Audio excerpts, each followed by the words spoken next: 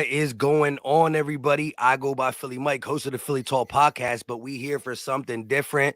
We've done these in the past, preseason a couple times. During the season, I think it was the first 4 games, the quarter mark, but we are past the halfway, down to the home stretch.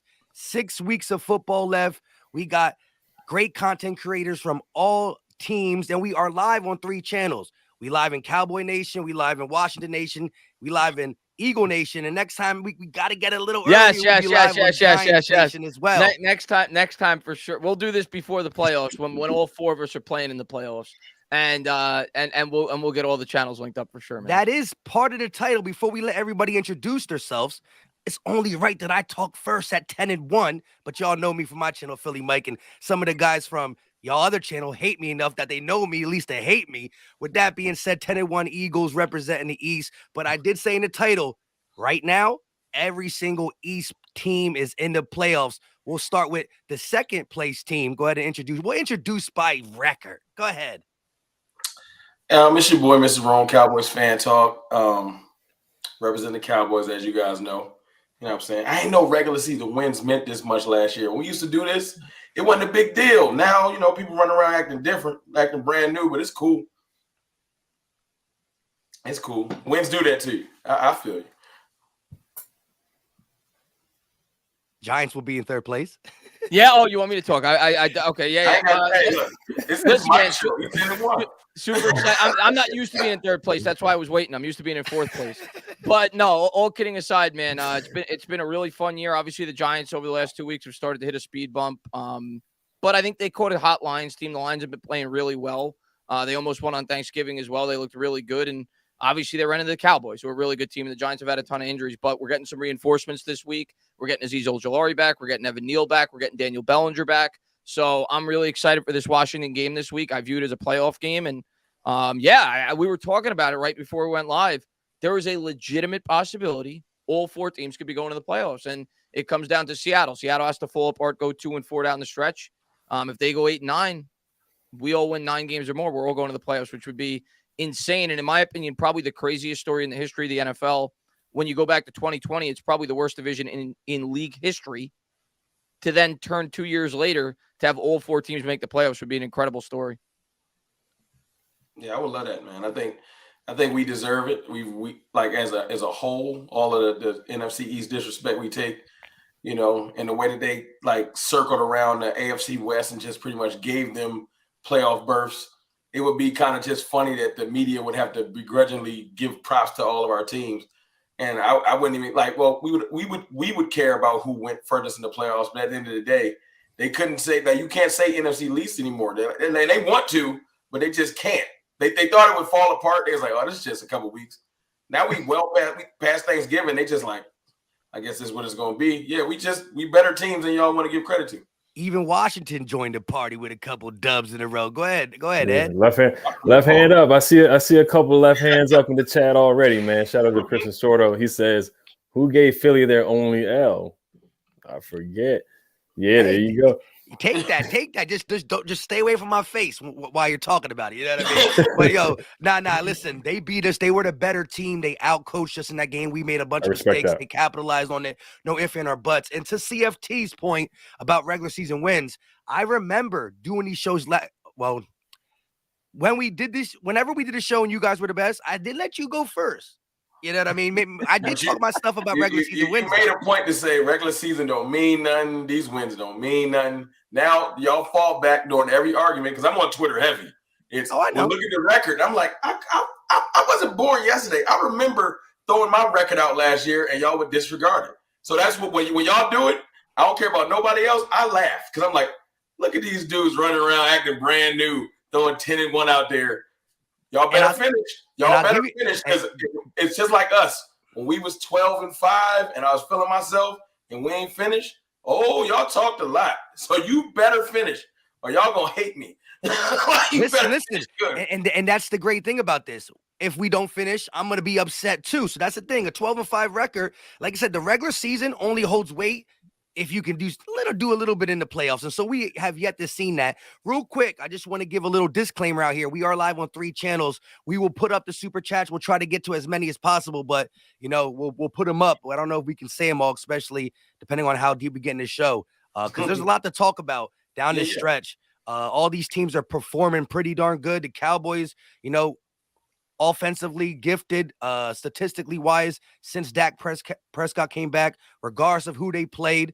And then you got the Giants are the only one that it's really not their play, it's their health. And right now, CJ Gardner-Johnson just got hurt, lacerated kidney, which is just like crazy to hear about. And so, the Malcolm Jenkins stuff. Ray Lewis. No, hold on. Just let me address this for everybody. You can have your fun with it because we went out and did get 3 players in between the trade deadline and now. Y'all talking about signing Darren Sproles and Malcolm Jenkins. Y'all just trying to take it back too much. That's why I'm laughing. Well, this is why we're talking about it, because these old players are like, dang, this Eagle team looks so fun, and so they're making themselves available to get on somebody's platform and say, hey, bro, if you need a punt returner, hey, bro, if you need a mentor in the locker room, everybody want to be Udonis Haslam now. You know what I mean? Can I ask you a question? Like a serious football question. All jokes aside, if I was a depth piece and I've been playing since the summer, and as soon as somebody get hurt, I think it's my turn, and I keep watching the team turn to somebody else, you don't think that do nothing in your locker room? Oh, it does. It's a hurt piece. I'm just wondering if that does. I'm not saying, I understand the Jordan Davis thing, and because y'all had more than just Jordan Davis get hurt. Y'all had other D tackles get hurt. You know what I'm saying? Because I watch your channel. I know what's going on. But as soon as someone gets hurt now, y'all created a culture that y'all don't even look to depth. The fan base just start looking for players that's on the bench or that's retired. And if I was like, say, y'all new safety, the young boy, I'm like, y'all ain't even get a chance to start yet, and y'all already trying to sign Michael Jenkins. It ain't even been a week.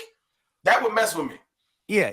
And so before we get off this topic, I agree. But now, safety was a position we felt a little shorthanded anyways, and now you add that. So listen, I'm cool with Reed Blankenship. He went in and picked off Aaron Rodgers, you know what I mean? And that wasn't just it fell in my lap. That was a playmaking interception. So kudos to him. Let's see what he got. Behind him, it gets spooky. And I don't think he is going to do that. Like I said, the Darren Sproles things and the Malcolm Jenkins things was more of hey man, I can still play down the stretch. None of these guys want to go through the whole totality of a season, but as you said, Jordan Davis got hurt. We didn't go sign these guys. It was Jordan Davis plus Marlon T got hurt. Plus, we already had problems. Hey, Mike, I watch y'all every day. I know what's really happening. That don't mean I ain't gonna get these jokes off. I'm gonna get these jokes off. Just 'cause I gotta do it. All right, but real quick, let's go to these two real quick, because they actually got a matchup, and we talked behind the scenes a little bit about this. The fact that what do y'all break it down again? What we were talking about behind the scenes with the Washington and Giants coming up. For me, as a Giants fan, and this is, I guess, somewhat sad to say, but it's exciting.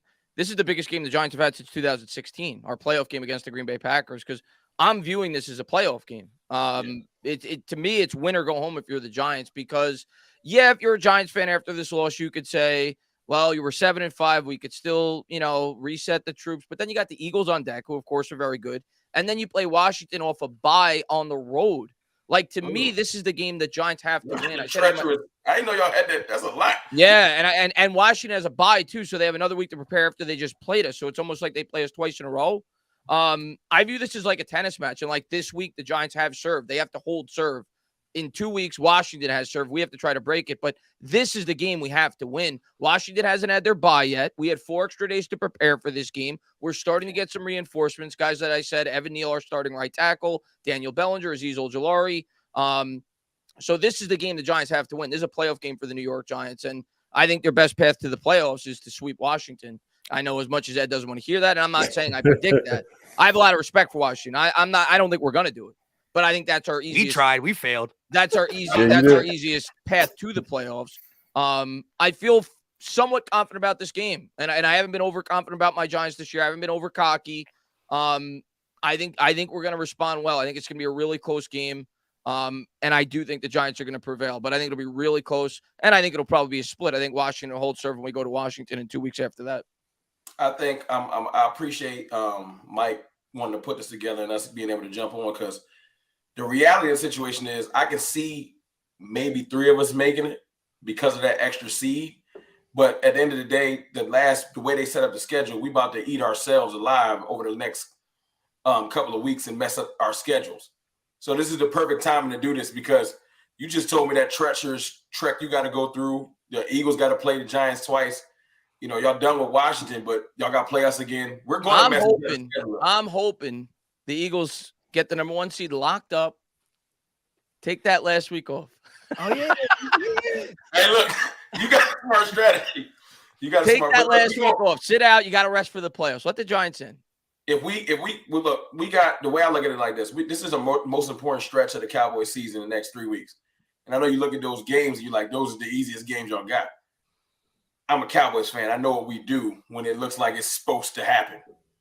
You know what I'm saying? So we got the Colts. We got the what is it? The AFC South. Yeah, we played the Colts, Texans, and Jaguars in a row. You know what I'm saying? And it looks like, oh, that's set up for all W's, but it just ain't that simple. You know what I'm saying? I want to see what it looks like when we supposed to win. Can we go handle our business?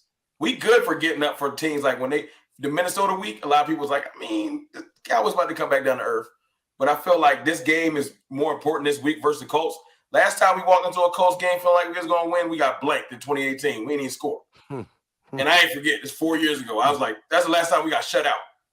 You know what I'm saying? So it's still stuck with me. So that's what I'm worried about. I'm locked in on the Colts. It's personal. You know what I'm saying? I don't care who they run out there. I want my get back because they blanked us in 2018. Andrew Luck ain't even playing no more.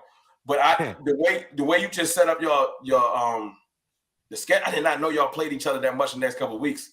Yeah, we got the Giants back to back. Things up in the next couple of weeks. And listen, man, they're gonna be tough. They got weapons. Our corners are banged up. They got a really good wide receiving core. Brian Robinson has looked really good.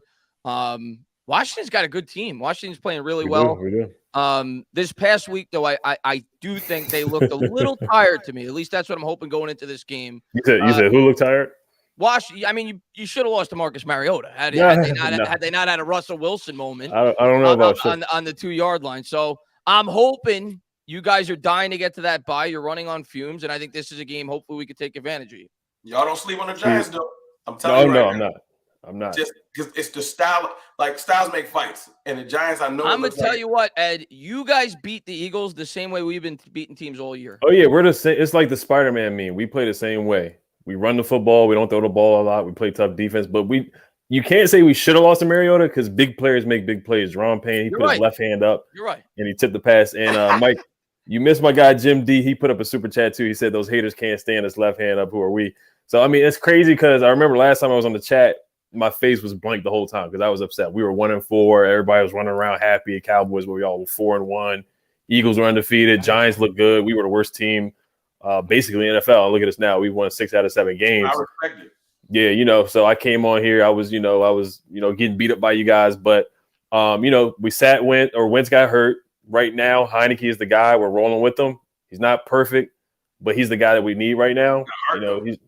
He's got heart. That's what we need. He will throw a back-breaking pick once a game, but he'll throw a crazy 40-yard bomb to Terry McLaurin to put us in a winning position at the same time. So he gives us the best chance to win. Now, right now with the Giants, Daniel Jones, he's a mobile quarterback. He can run.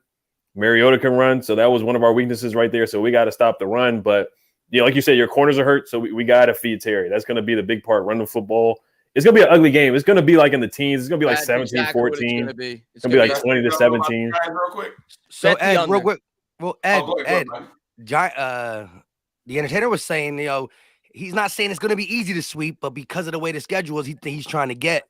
Do you see a split more along the lines, a Washington sweep? Like, how are you feeling about the Giants who have, took some lumps themselves in the injury department?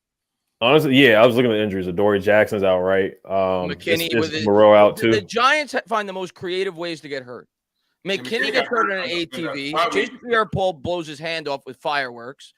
We go on a boat trip. Nobody got hurt in that, but that was obviously the Giants. That was the curse. Creative ways to have injuries. They have the most. You brought up Plaxico. Oh God, Plaxico. Cheddar Bob. Mike, Wink Martindale coaches like y'all want Gannon to coach.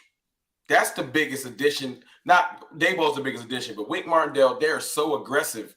I'm telling y'all right now before y'all play the Giants, he is going blitz like crazy. Me watching the Giants play, like every time, he is not afraid to blitz. I've been hearing you calling for more blitzes, Mike. When y'all play there, I'm letting you know, I hope Jalen ready because he is coming. Every time you think he might blitz, oh, yeah, he probably going to blitz.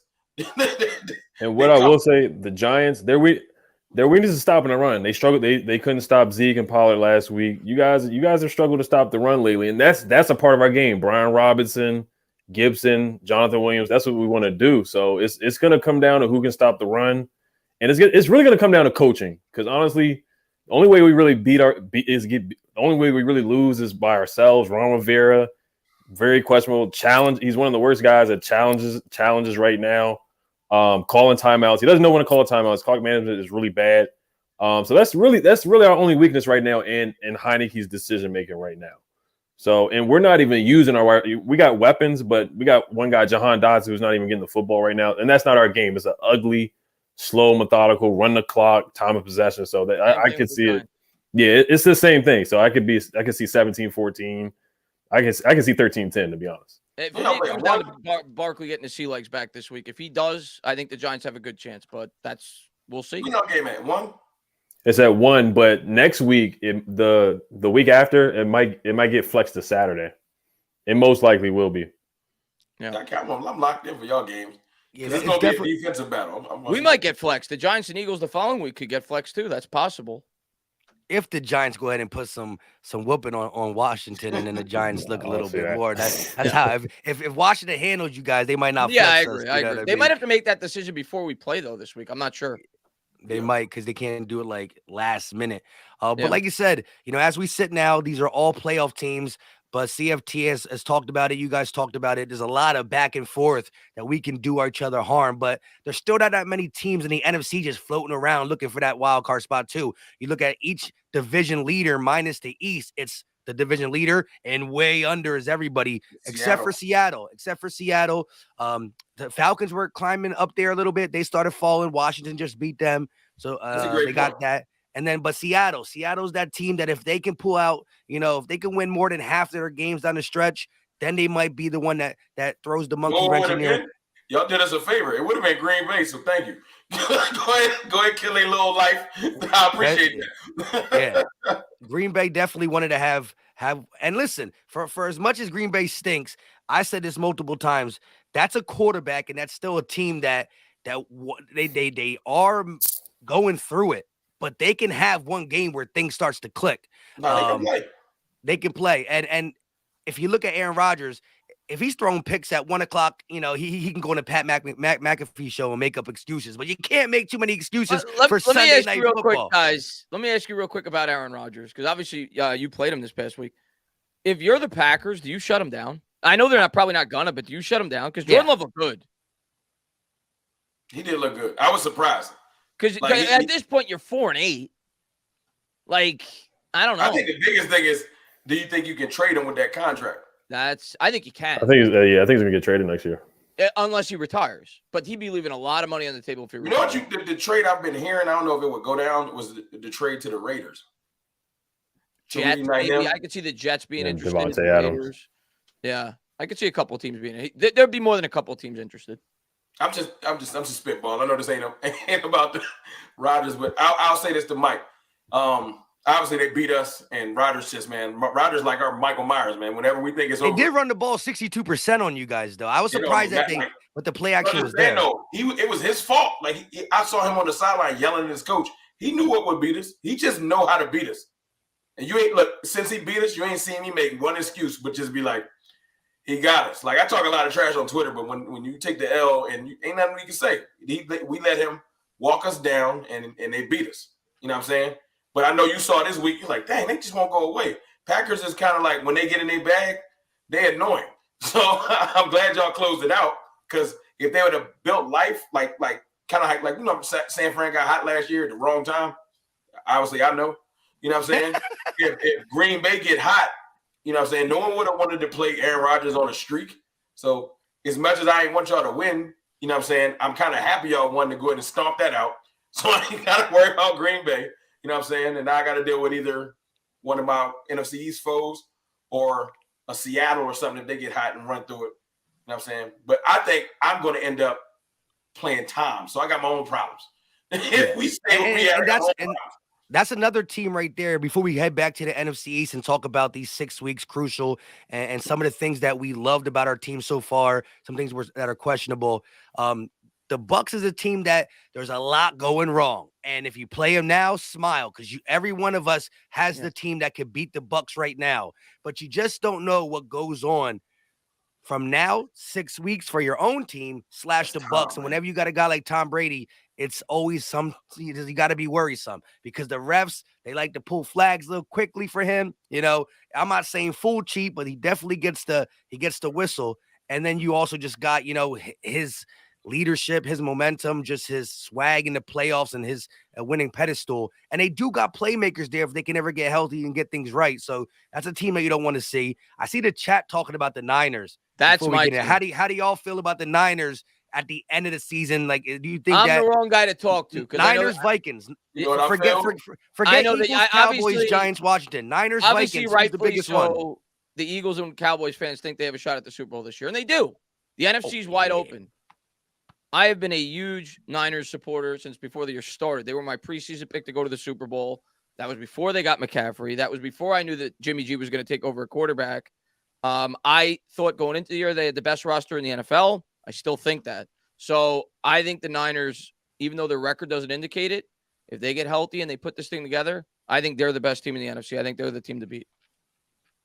Yeah, they're just it's their mentality. You know what I'm saying? They want to get in the trick. They want to grind out a win. Like they're put like this. The Niners are the one team that if they win a game 13-0, their media doesn't question their offense. No. And their media is just like good win. That's it. Like they're locked in all the way media through the coaching staff. If my team win 13-0, it's ring the alarms. What's wrong with Dak? You know what I'm saying? It's just their mentality is just get a win by any means necessary, like literally.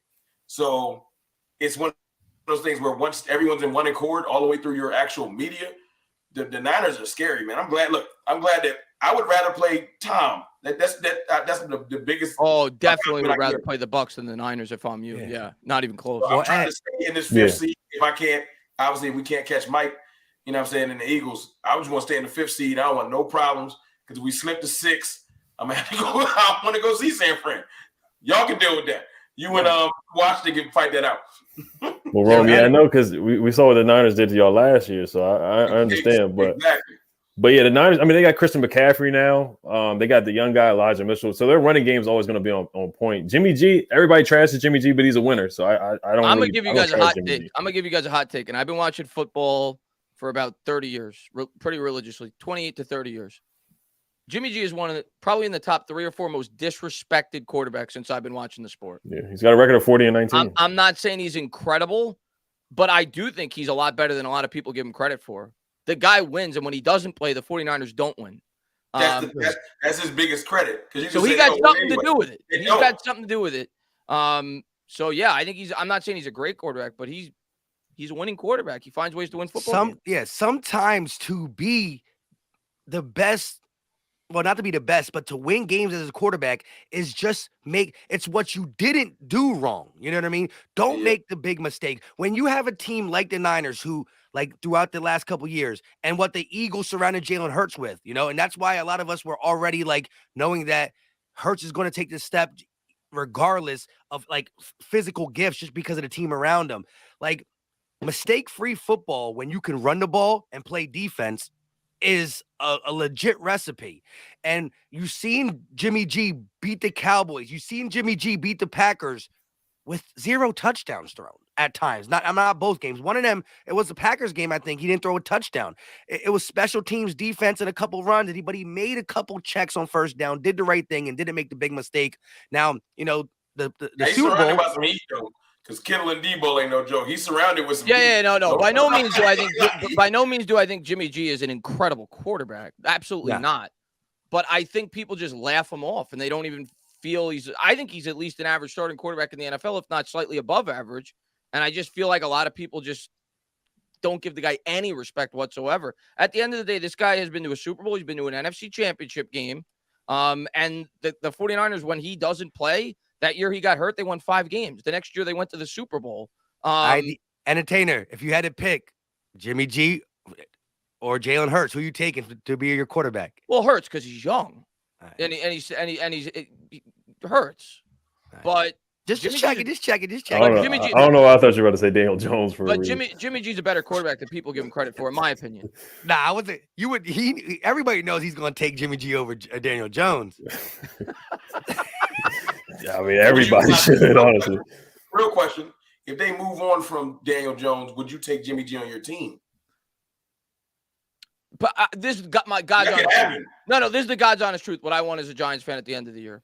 It's one of 2 options for me. You either use Jones as the bridge and you see if he can get better when you get him weapons, or you draft a quarterback. I don't want to sign a quarterback because to me, what makes sense, and I think a lot of things that fans overlook, Jones is now familiar in this offense. Jones comes back year 2 if you don't draft a quarterback. I think he's a better fit than bringing in an outside free agent quarterback because the wide receivers have familiarity with him. He knows the offense better than an outside quarterback that you're going to bring in. Yeah, I was about to say. What did you say? You have wide receiver? Well, Wan'Dale Robinson, that's about. Well, Slayton, I think, will be back too. He's been playing better. But that's my outlook on it. I think you either use Jones as the bridge and you see if you could get better if you spend on, and I think we will. You're going to draft an early wide receiver if you go that route and probably trade potentially for a wide receiver, or you draft a quarterback. I'm not of the mindset of I want to bring in another veteran. I don't want to bring in Jimmy Garoppolo. I don't want to bring in name the quarterback. I'd rather either stick with Jones on a short-term commitment. I'm not talking about giving him a 4-year extension. I'm talking about giving him a 3-year deal where you could get out after 1, or maybe get out after 2, or you draft a quarterback. I'm not of the mindset of go out and get somebody from outside the organization. I think he'll take that deal too. Not to be funny. I think you will. Yeah, I think you will. Oh, Mike, you're on mute. You're muted. You're muted. Yeah, but I got a couple. I got a couple super chats too. I don't want to go away. Suplexes are us. Our guy John Ridgway, he suplexed Damian Pierce. If you guys didn't see that, he says, "What do y'all see in Commanders D line? Is it something your teams fear or have the game plan for, or is it overrated?" Just wanted to hear y'all's opinion. I'm sorry. What was the question about Commanders D line? Yeah, he said, "Is it something your teams fear or have to game plan for, or is it overrated?" Just want to hear y'all's opinion. I respect y'all D tackles heavy, and I'm gonna be real. I ain't even gonna hate on Chase. He gotta get back on the field. Chase gotta get back on the field. I'm trying to respect it because I don't laugh at injuries. So I'm gonna wait till he get back to see what's going on. But y'all D line ain't no slouches. You know what I'm saying? I wouldn't say if we had to rank them, I wouldn't put y'all as the top one. You know what I'm saying? No, they playing at the top. Like John Allen right now, he's playing all-pro level. Payne's playing all-pro. Montez Sweat's got 7 sacks. Payne's got 6.5. John Allen's got 6.5. If you're looking at the Washington defense, you're like, linebackers really worry your son? Nah. Secondary? Nah. Just make sure you give the quarterback time. So in reality, yes, you want a game plan. That is your best attribute on defense is your D-line. I would say the Cowboys D-line is their best attribute. No question. I would say our best attribute is our secondary. You know what I mean? Let's see how it adjusts now without, the interception leader in there for, the foreseeable future. But ours would have been secondary. Both of y'all's would have been D-line, and I'm sure where the Giants D-line for us too, no doubt about it. Defensive line? Yeah. Lawrence is a beast. You got to. Yeah. Dexter Lawrence has a 91 PFF grade this year. I think he's the highest graded D tackle in football. Leonard Williams is great. He's just been hurt for a couple of games, and Kayvon Thibodeau looked incredible against your Cowboys last week. Yeah, I didn't enjoy it. I don't like him. Sure. Yeah, he's making my rookie look bad. Yeah, he's definitely starting to turn the corner. So, my answer is to the Washington fan. I'm concerned with your D-line, but you should be concerned with ours too. Yeah, John Allen, Deron Payne are top 5. Yeah. And we're getting Odori back this week, Ed. Yeah, you're going to see. Oh, that's fine. You're going to see John Allen, Deron Payne. They're top 5 in tackles for loss, top 5 in sacks for defensive tackles. So they take games over, honestly. Like Deron Payne, that was a big play last week against Atlanta. And Sweat's balling too. Like he's living up to expectations. About Chase. Yeah, when he coming back, man. Who, Chase? Because he's supposed to play last week, and they changed it the day up. Every week, Rappaport or Schefter will be like, "Oh, Chase Young is probable to play." They say he's probable to play, but honestly, I don't want to rush him back. Honestly, if it's not broke, don't fix it right now. I think he can help, but they're playing good without him right now. I'm being honest, they're playing good. They're playing good, disciplined football. Last year, they were playing undisciplined. They were too worried about sacks. Right now, they're playing together. They're getting after the quarterback. They're playing good football. I think he can help, But if he's not fully healthy, I wouldn't rush him back because his ACL wasn't the typical ACL injury. I think it was Tre'Davious White. He missed like the whole season. So I don't think Chase will miss the whole season. But if he's not back, he might be back for the game after the bye week against the Giants. That's what I'm thinking. I don't think he's going to play this week again. I don't want to rush him back because he's got a big knee brace on right now. And honestly, if he's not 100%, I wouldn't play him because, of course, our fan base, they're so iffy on Chase right now. But right now, I'm not even thinking about Chase. I'm just enjoying John Allen, Deron Payne. Like, they're Montez Sweat balling right now. Yeah. They're balling. They're playing good football, man. The secondary's got better, too. Like, Cam Curl slept on. Forrest is slept on. There's a lot of guys slept on right now. Jamin Davis is playing better, too. Ben St. Juice. There's a lot of guys slept on this defense. The defense is balling right now. Nah, you guys definitely, as a unit, have been playing better, and it shows with the comeback being 7-5. And just for my people, look, our D line, I still think our secondaries are bread and butter, but the D line, the rotation only got better. Fletch has been, a main topic in Philly of what has he got left. And since Ndamukong Suh and Linval has been there, Fletch looked 5 years younger. I think he got like 2.5 sacks in the last 2 games. He's playing better on the run. He's doing a lot more. Maybe it's because it's competition, man. Competition, iron sharpen iron. They show up.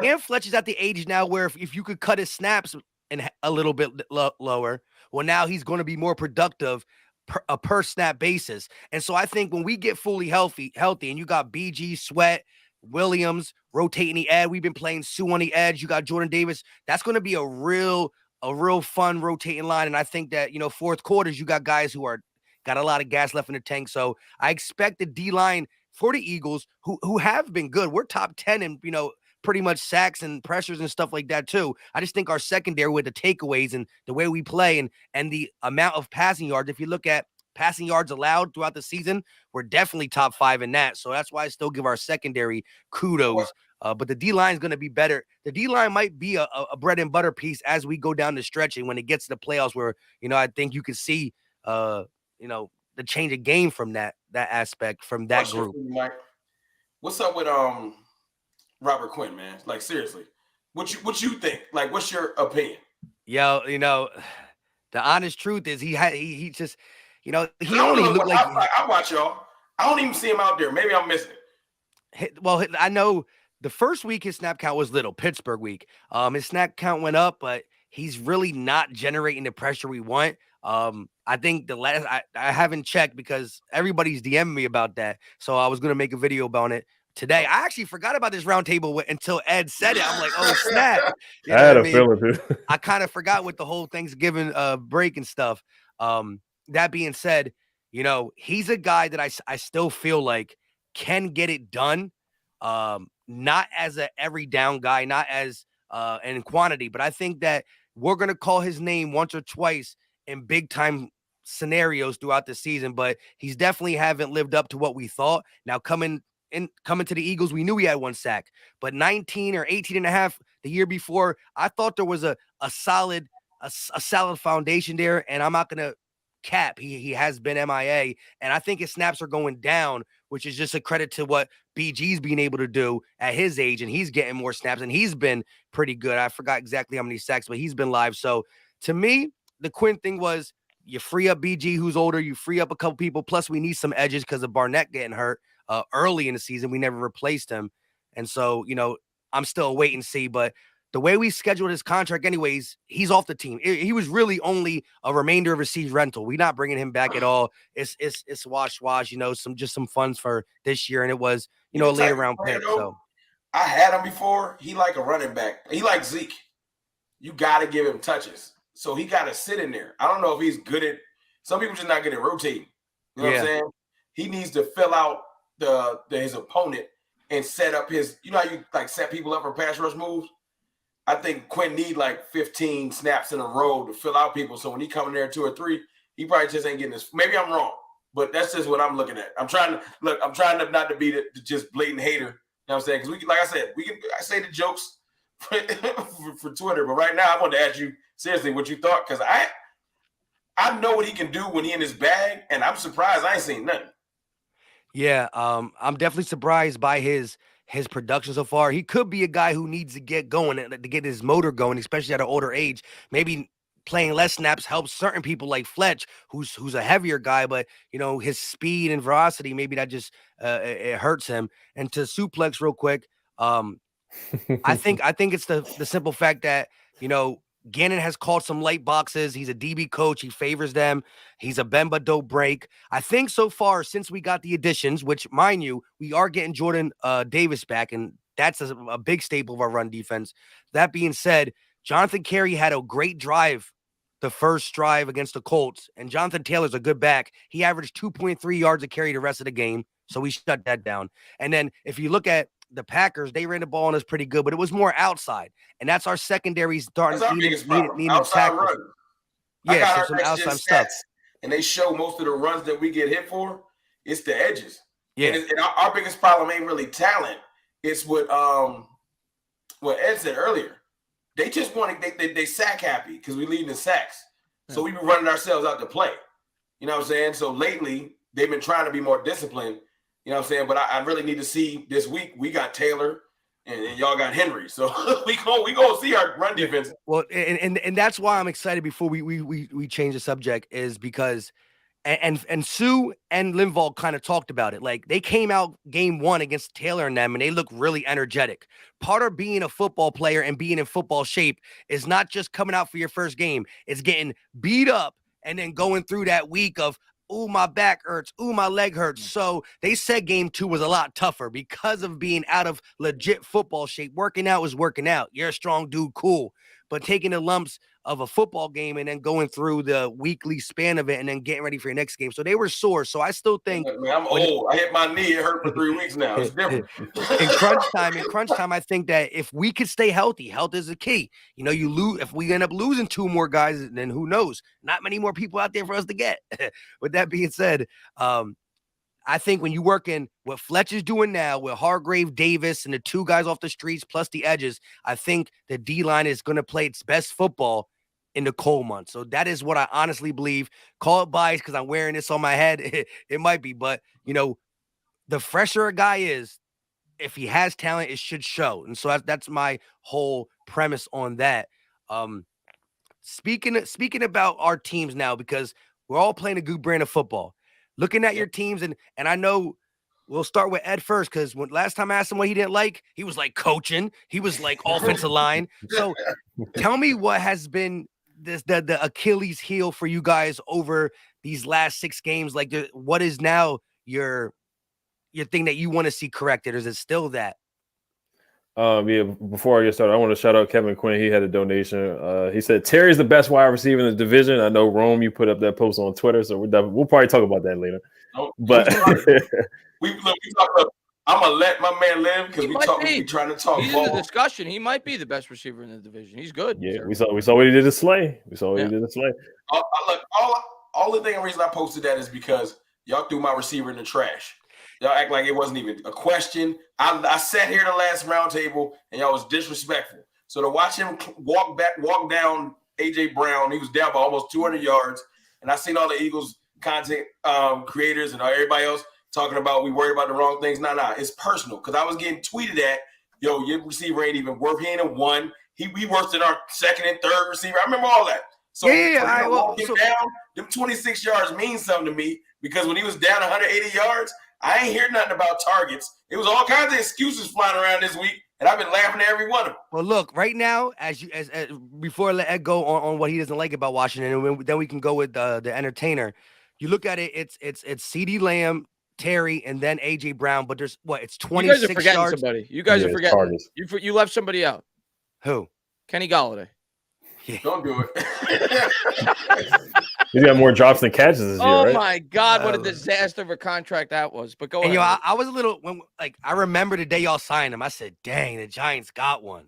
Yeah, because I really did. I thought he was starting his career good. Like the last year with the Lions, I said, "Oh, his trajectory is going up." And it's I don't know what happened. Same thing when they drafted Tony. I was like, "That's a good pick. I like Tony coming out, but he's gonna be good for the Chiefs if he can stay on the field. He's hurt already again.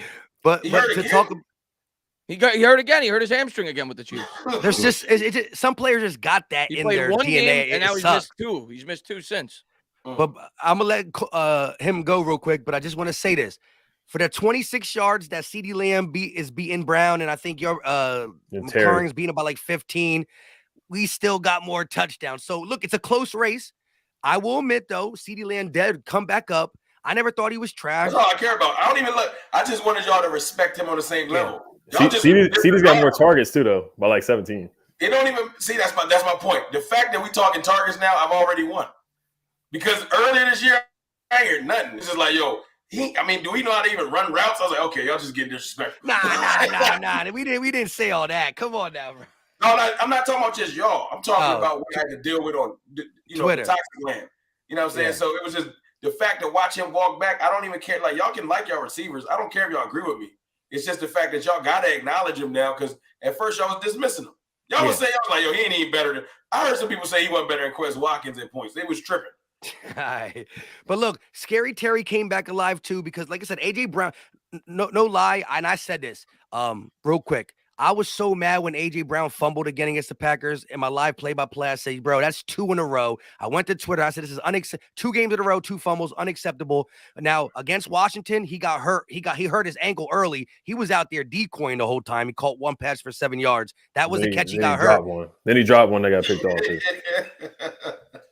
Oh, yeah, it hit right him in the bread basket. Yeah, he dropped it. He got picked off. I remember that was double coverage, though. Double coverage. Anyway, you were double covered in them. Like, that being said. You got to come down with that. If you want to be the best in the East, you got to bring that down. Okay, but listen. We still got more touchdowns, and there's still 6 weeks. So still 6 weeks. That being said, what don't you like about your team? I know you don't like something about that team. Don't like a lot about that team. I bet you don't. No, we'll let Ed go first. Yeah, for me, it's Taylor in the fourth quarter. He's had an interception in the Vikings game. He had an interception in the fourth quarter. It wasn't the Colts game, he had an interception in the fourth quarter. The Eagles game, he had an interception in the fourth quarter. So Taylor, it's a roller coaster ride with him, man. And yes, it's Ron Rivera, Scott Turner. Jack Del Rio's done a way better job than what he did. And he's been, I got to give it up to Jack Del Rio. He's doing a good job with the defense. Ron Rivera's decision-making, clock management. He doesn't understand when to call a timeout. He's very conservative before halftime. The game has passed him by. And we're playing an old school, like that Cam Newton type of just run the football. That's what he wants to do. And I'm fine with it. I like it this way, actually, because with Taylor, when Carson's out there, they're trying to pass the ball too much. And we're just not that kind of team. Yes, we got the receivers. Yes, we got Terry. Yes, we got Curtis. Yes, we got Jahan. But this offensive line is just better when we're running the football. You got B-Rob. You got Gibson. And we got a good defense. So you just got to control the clock and play the old school way. But right now, it's wrong with clock management. Decision making, doesn't know when to throw the challenge flag, is too slow when we actually need a challenge. He doesn't challenge. And the easy cop out is the kicker. He missed the extra point last week, but honestly, it's gonna ride on Taylor, man. It is. Can he not make mistakes? Like we talked about Jimmy G. Can he just not make the back-breaking interception to hurt us and kill a game? Because we should have beat the Vikings. We really should have won that game. We were up by 7 or 10 in the fourth quarter, and Heineke throws an interception. Like, he's throwing the pick right in the middle of the field. There's 2 guys wide open. He did it again last week against the Falcons, and he could have thrown another interception. But you know what? I like Taylor. I'm not going to say 100 times more than Wentz, but I think Taylor is the best option for this team more than Wentz, probably 100 times, because the thing is, he doesn't get sacked. When Wentz is back there, he got a short memory. He just be throwing that. That's true. That's true. If Wentz was playing, honestly, I think we would probably have 10 or 15 more sacks right now. And that's why Heineke is the guy right now, because he can escape. He's mobile. I know it's corny. It sounds like a Disney movie, but guys play harder for him. I know you experienced this in Philly with Nick Foles. We try to just play harder for him. We try to tell you. Same thing with the Jets. They make the change. Mike White. Yeah. I mean, he may not be the most talented guy, but the team plays hard for him.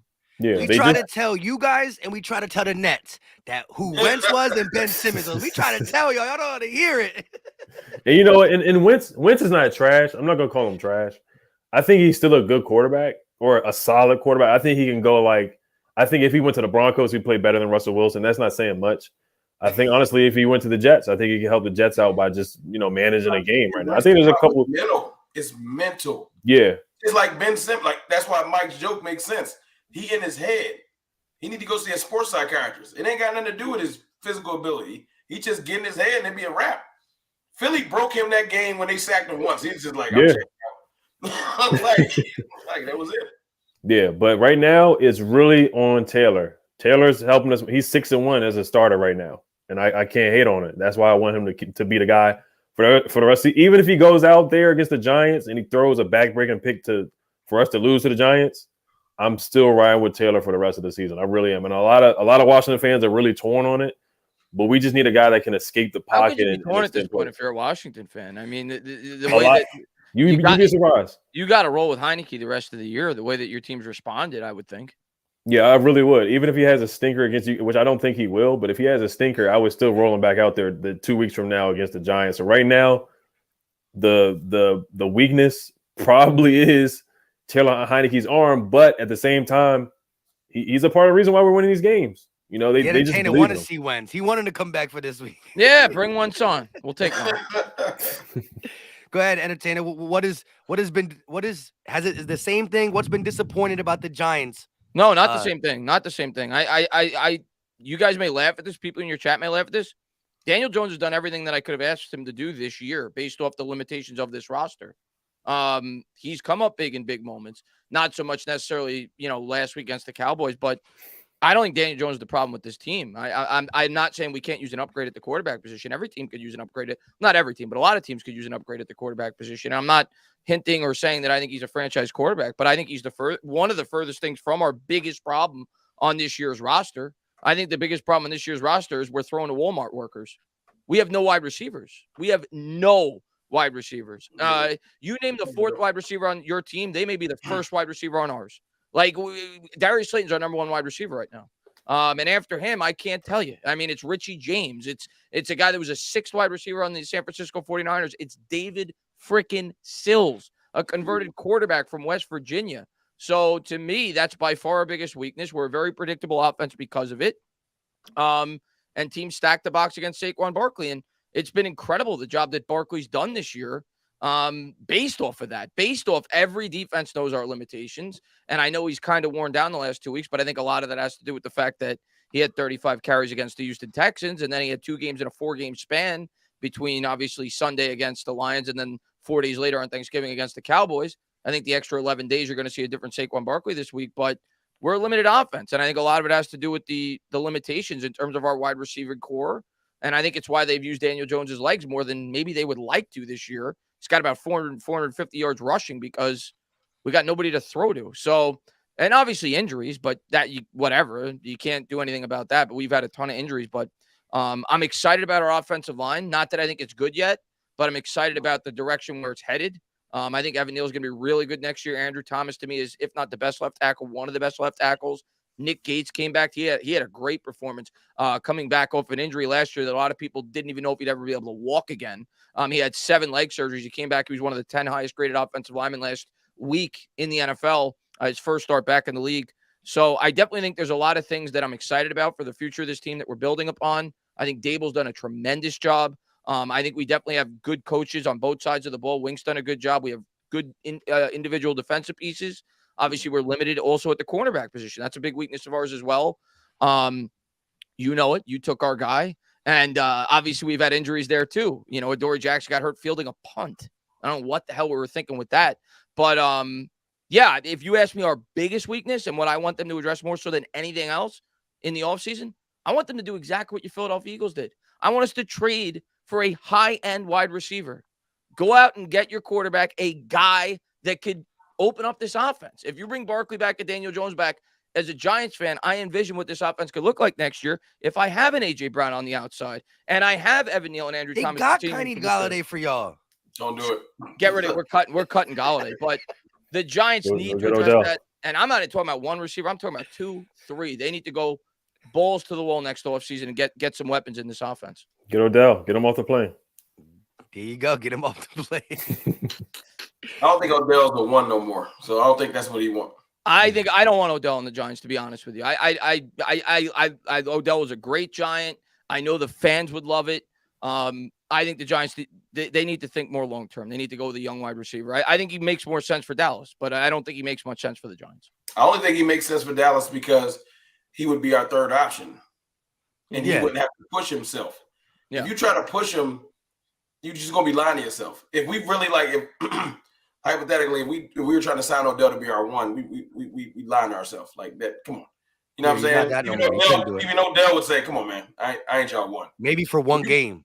One game. Yeah, one game. But if you want him to go out there and help tilt the field slightly as far as just if he's running against your third corner or you put him in a matchup where he ends up on a linebacker, you know what I'm saying, kind of like they do Cooper Kupp or something like that, yeah, Odell will win that matchup, and that's what you want him for because you got to respect him because you respect him more than Noah Brown. That's why we want him. You know what I'm saying? Yep. And Gary want to sell some jerseys if you want to keep it funny. Well, that's what it would be for the Giants too. I mean, of course, if he's willing to come back here on a cheap deal, I just don't think he would. Like if Dallas is willing to offer more money, why would he come back to the Giants? And if you're Joe Schoen with the cap limitations that we have, are you really going to give a 2 or 3 year commitment to a guy that's coming off 2 ACL tears and is 30 years old? It just doesn't make much sense to me. I would give him, if he wants money, I would give him the Gallup deal, the same type of, if he would take it. If he wants $20 million, we out too. Stephen Jones is cheap, so he'll price himself out. He got to know that, so that I guess would leave Buffalo because Stephen Jones ain't giving him $20 million. Yeah, it's like you might as well have cut Amari if you're going to do that. Yeah, you should never. Yeah, and $20 million. At the end of the day, $20 million is the going rate if you are a B+ receiver. Look, Christian Kirk got $20 million.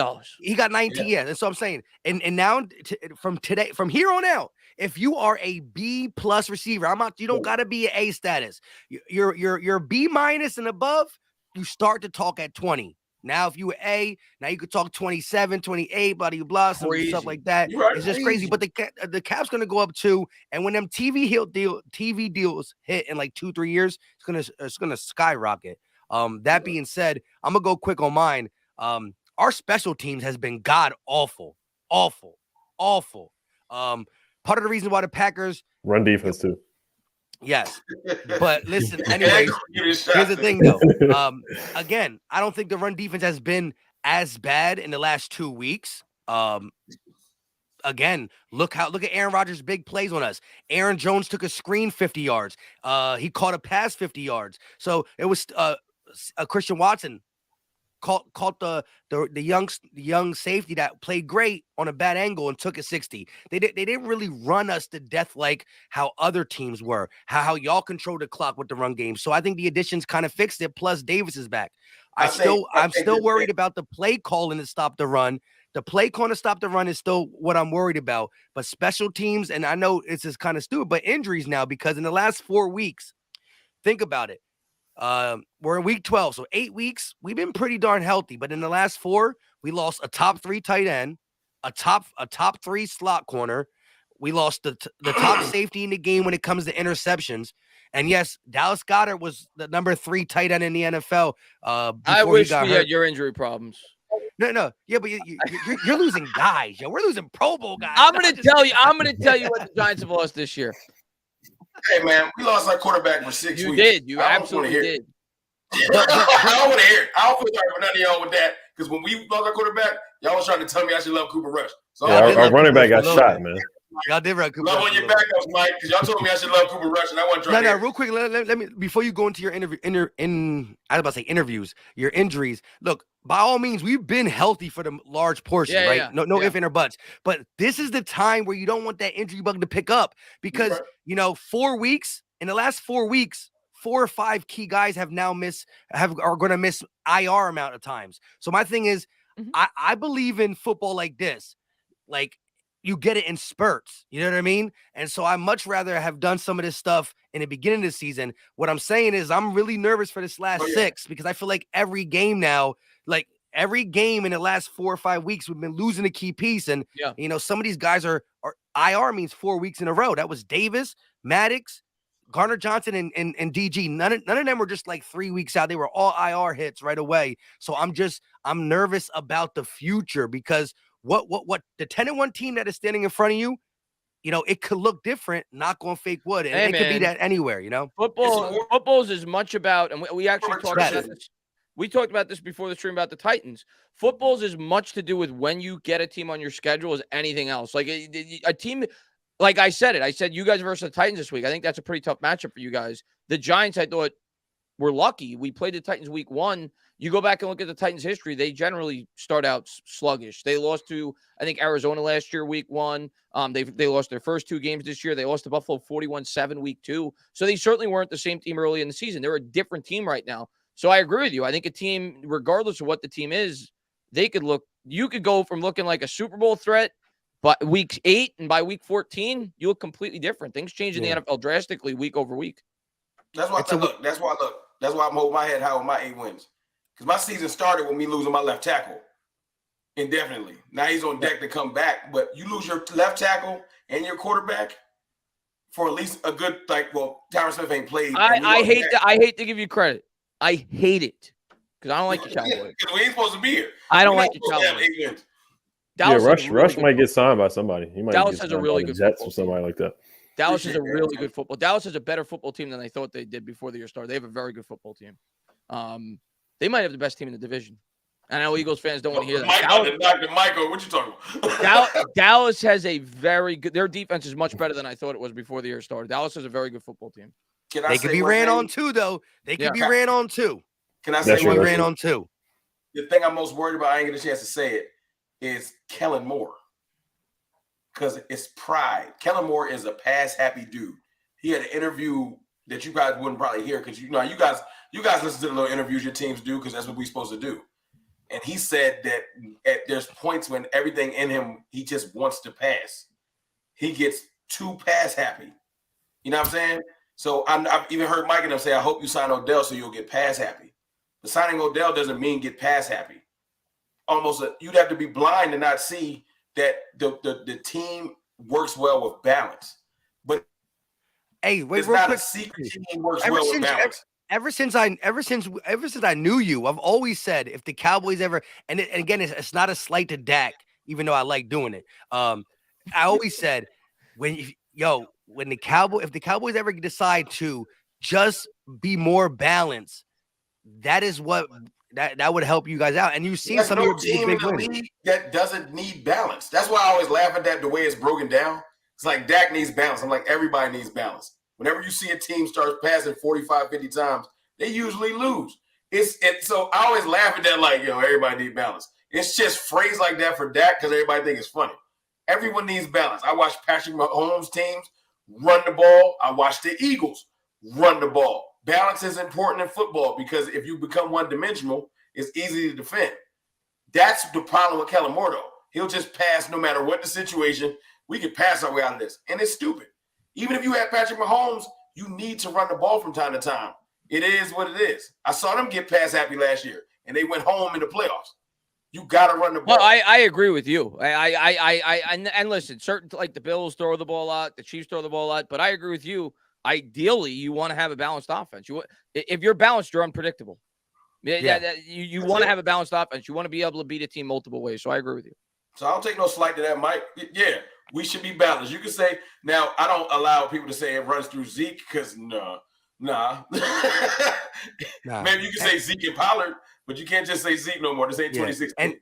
And I honestly think that that's a problem for us too. And I've said on my channel multiple times, my coaching staff goes through the extreme in a sense of, throughout this game or throughout this season, I've seen a couple balanced game, and that's when the Eagles look more potent. I've seen game where Jalen Hurts had 275 against, Pittsburgh. He would have threw for 300, but they sat him for 9 minutes. He has a couple 300-yard games in there. But then there's games where I'm like, bro, I haven't seen Miles Sanders touch the ball 4 times in the first half.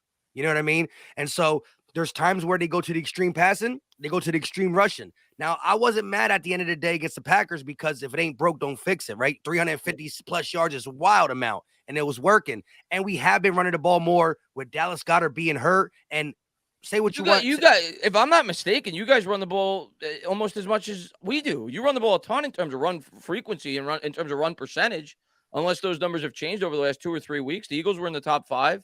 Giants were in the top 5 I think the Eagles offense. That's why our division good because Commanders are in top 5 too.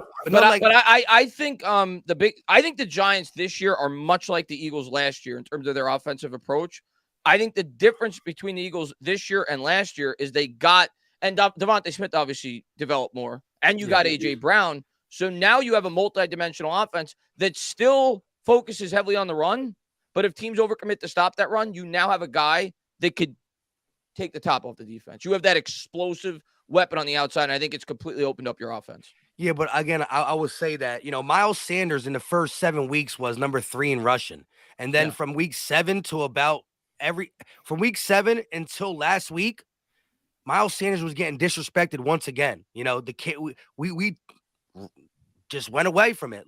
Look at the Colts game for the majority, except for some HB draws that Jalen Hurts did. Look at the game before that, the Texans game. We weren't running the ball. Who was that before that? Washington. We weren't really trying to run the ball. Now I know Washington's good against the run, but when you you tried, you did try.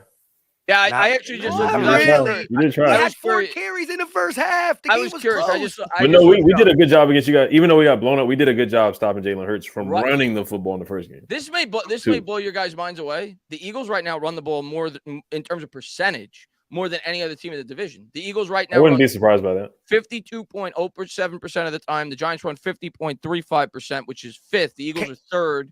Dallas is 7th, and Washington's 11th.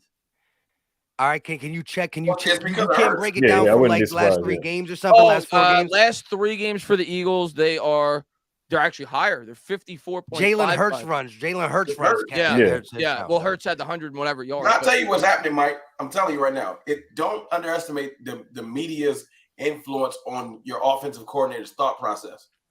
Because I'm not even gonna give myself credit. I'm talking about the national media. Like when you hear people come out like Bart Scott today. I see people saying Jalen Hurts runs, but that's every team. The Daniel Jones runs. Daniel Jones runs. Yeah. But I'm not saying you. I'm saying people in the chat. I mean, you look at most teams that are high in terms of run frequency. The quarterback's running. Like Chicago, for example, is number 1. Obviously, Justin Fields runs a ton, right? Eagles 3rd, quarterback runs. Giants 5th, quarterback runs. Baltimore 6th, quarterback runs. So that comes into a play for all those teams. What I'm saying is like. Oh, go ahead, Mike. I think some of our best games is when we've been balanced. I just want to I agree though. Sometimes the box score will show the Eagles ran more because also what the Eagles like to do again extremes. It's 3 quarters where Miles Sanders don't touch it, and then somehow in the 4th quarter he has as many carries as he had for 3 quarters. So again, a box score watcher will be like, "What are you talking about? Miles Sanders got his normal 12."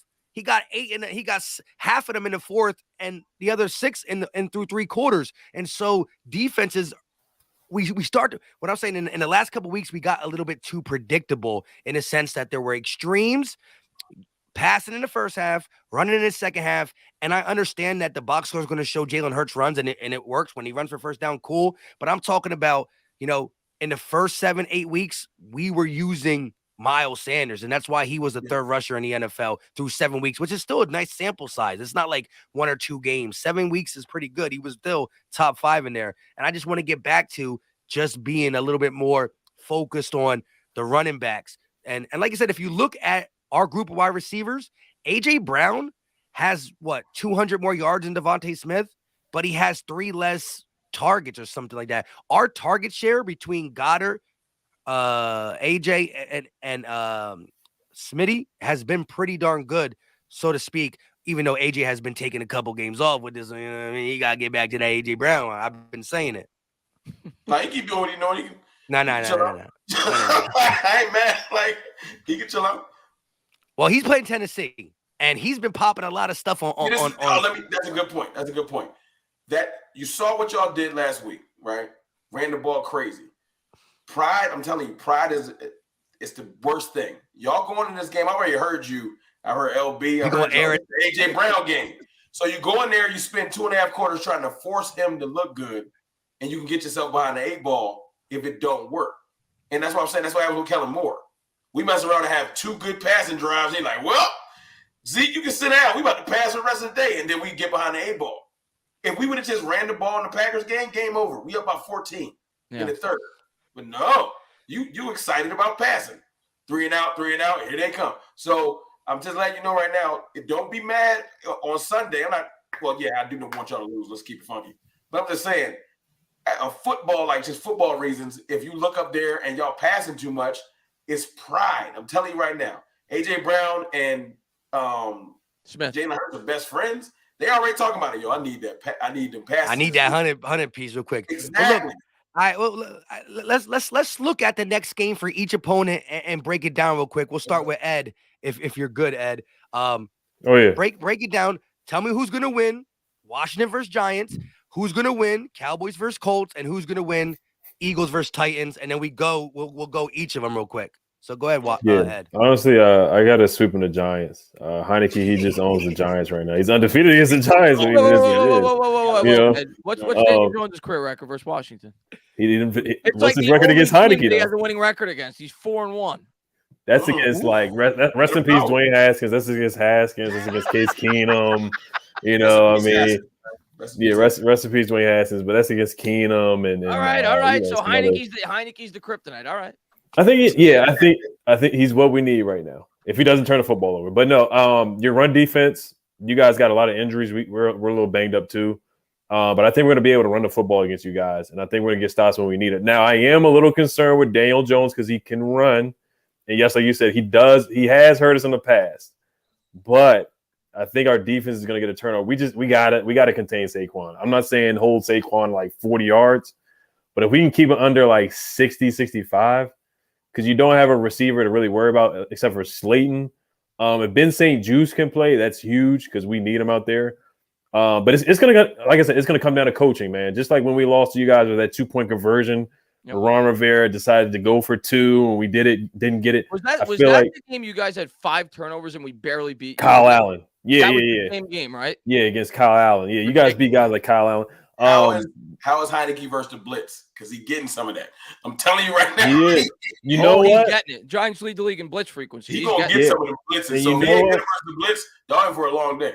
Every time Heineke's pressured, he's only been sacked 27% of that time. You look at Wentz, he's probably been sacked like 90% of the time. Heineke, he can escape and get out of it. He just has to rely on the interceptions. But I think it's going to come down to a field goal. Slide's got to come through, but we got to contain Saquon. The game starts and ends with Saquon. Right now, we're man, I need to win on fantasy. I got Saquon. I don't care what's fantasy. I don't care what's fantasy. Fix somebody. But we're top 10 in rush defense right now. We got to stop Saquon. And I think Daniel Jones, I'll give him his credit. I haven't called him Danny Fumbles this year because he's actually relaxed on the fumbles. He's relaxed on the turnovers. I actually give him credit. Great. He's only fumbled the ball twice all year, and that includes lost fumbles and just hit the ground. Like only twice all year he's fumbled. So that nickname's gone. And AJ Brown now too. Your corners, it's like who's going to check Terry? If I agree with you on that. I know, Mike. Who's checking Terry? Like, because Adori's not going to be there. Is Fabian Moreau there? Even if Fabian Moreau's playing, I think he's playing, but obviously, he's it's not good for the Giants, but he's obviously not. He's not checking Terry. Yeah, is Landon Collins playing? He's not. He's been on the practice squad for like 3 straight weeks. That's tough. I would have loved to see Landon Collins play out there, but I don't see anybody checking Terry. I think we got this one. I'm gonna say. It's going to be ugly, man. It's going to be 17-14, but it's going to come down to a challenge. It's going to come down to a Ron Rivera clock management decision. I'm concerned with that. That's what scares me. And that you guys sweeping us. I'm going to give you more respect, and I hope we sweep you because I think that's our best path to the playoffs. I think we're going to split, and I think we're going to win this week because we're at home and all the other variables that I said. I think it'll be a split, though. I think Washington is playing really well. But I'm going to pick the Giants for the simple reason that you said you're most scared about. I think the Giants have a much better coach than you do. I think Brian Daboll is a much better coach than Ron Rivera. And I think the Giants, with 4 extra days to prepare for this game, are going to win due in large part to that. I think they're going to come out with a better game plan. I think they're going to be more efficiently sound. And I think they're going to win this football game. And I think coaching more than anything else is going to be the reason for it. We got to see. I don't know about much better, but we do have to see. We do have to see. We got to see because that's what I'm concerned about. I am concerned about coaching. Yeah. All right, so real quick before you go, pick Colts, Cowboys, Tennessee, Eagles. I'll go. I think the Cowboys are going to beat the Colts, fairly easily. That Jeff Saturday experiment, I think, is going to run. What the hell was Jeff Saturday thinking last night? 30 seconds to go, and you pocket your timeouts. What does he think? He's going to be able to carry him after the game? So no, I think saving him for Dallas. He was saving him for the Cowboys. He was saving him for Dallas. Yeah, I think Dallas is going to beat the Colts. I think the Eagles-Titans game is going to be really good. Yeah, man, that's really good. I will slightly pick the Eagles, but I will not. that's almost like a 50-50 for me because I do think Tennessee's the type of team that matches up very well with the Philadelphia Eagles, and I think they're playing really good football. So I won't be surprised at all if Tennessee wins, but I'll take the Eagles by about 3. All right, and Ed, who did you have real quick before we go to CFT? Ooh, man, the Colts aren't a slouch, but I got the Cowboys winning. Is it in Dallas or is it in Indiana? In Dallas. Okay, yeah, I got Dallas. I hate Dallas, but I got can't Dallas pick winning by I like can't pick the 10. Colts over See, there. that's why even Probably if 10. y'all all picking us, that's when I get worried. It's like, nah, I don't know. Somebody, y'all need to throw some hate out there so we can get riled up.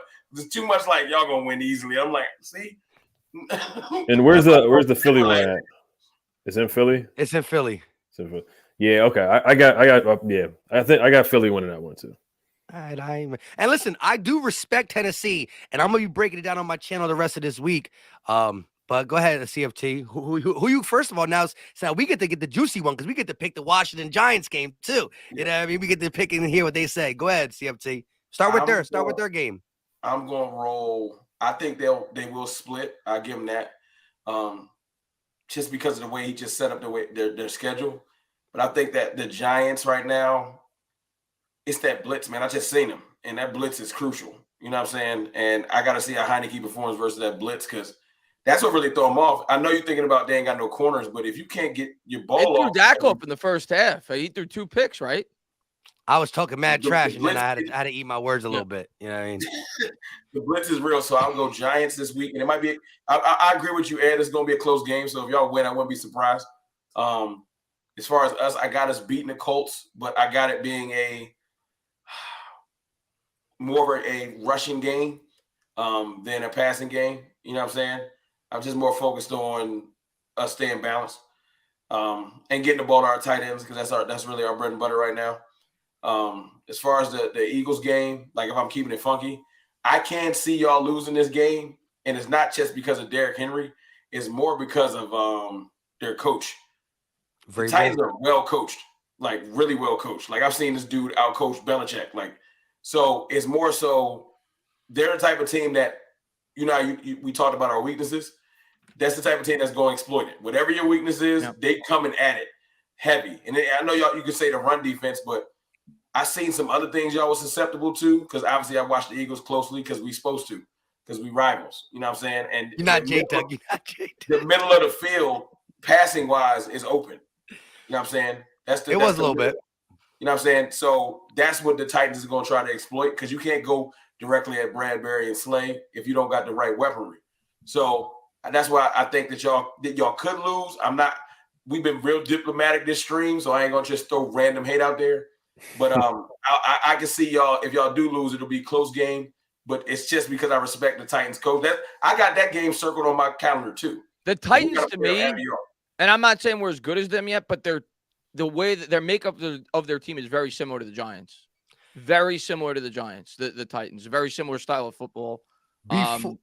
I think they're gonna keep that. The thing I could see that game either being a blowout for the Eagles, but if it's close, Titans might steal that game because the Titans are not. If you get up by 2 scores, you're gonna run them out of the building. But if that game is close and Derrick Henry could wear down your defense over the course of the game, you don't want to be in that spot if you're an Eagles fan. It's gonna be. They're gonna be like Washington. They're gonna try to keep. Keep away. Hurts on the sideline. It is what it is. They're gonna try, and you're gonna get frustrated because every possession gonna count because they're gonna be like walking to the huddle all slow. They're gonna be trying to run that clock. Yep, that's exactly what they're gonna do. I'll give you that. So I'll do my game last. Out of y'all game, I think the Commanders are gonna keep this streak going. I think they riding the wave. Left hand up. I still think the Giants have some stuff left. I love Saquon. He's been carrying a lot of my teams. That's the one team that out of my 3 fantasy leagues, that's my worst one. But Saquon got me a couple close wins, and I'm like teetering on the playoffs. So come on, Saquon, keep going. I think the Commanders. I do think y'all split. I think the Commanders get this one though. And then I think they kind of relax. Once the Commanders left hand up for too long, it's gonna get heavy because they've been winning games. They're gonna fall down the second time. Cowboys, Colts. I'm taking the Cowboys. Like I said, me and LB were doing a stream. Me and LB were doing a stream last night, and he was like, "The Colts might catch the Cowboys slipping." He turned the game on real quick. He said, "Never mind, Colts trash."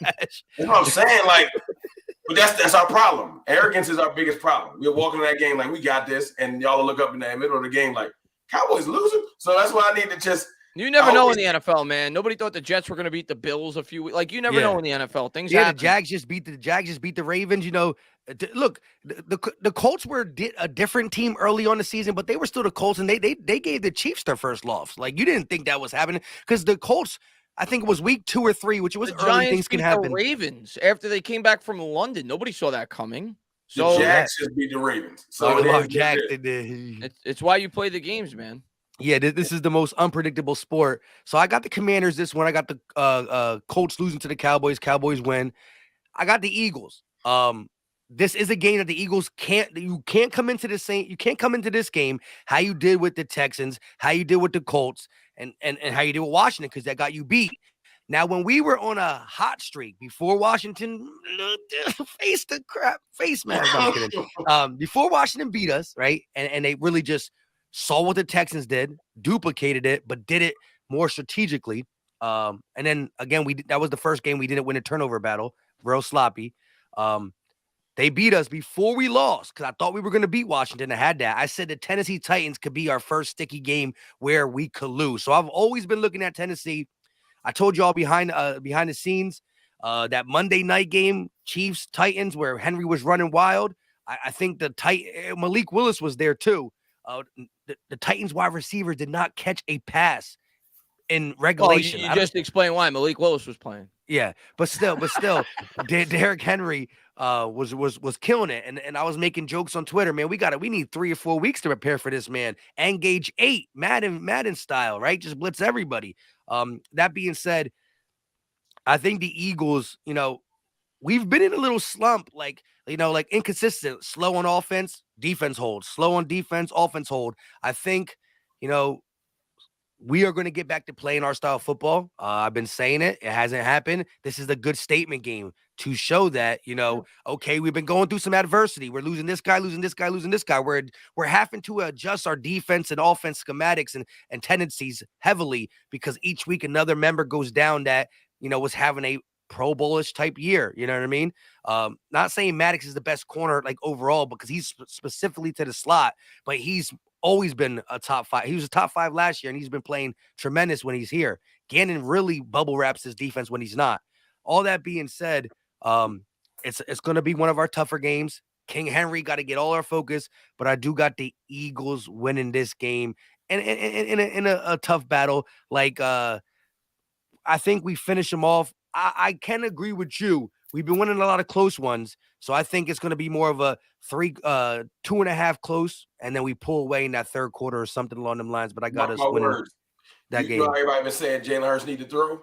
That's what they're gonna try to make y'all do. Because I got the way they're coached, they're not gonna be running like I don't know what kind of lanes that Green Bay was taking. They was just letting Jalen Hurts. If I'm an Eagles fan this week, and there's certain weeks where I probably want Hurts to open it up more, this is not the week. I don't think I would want him.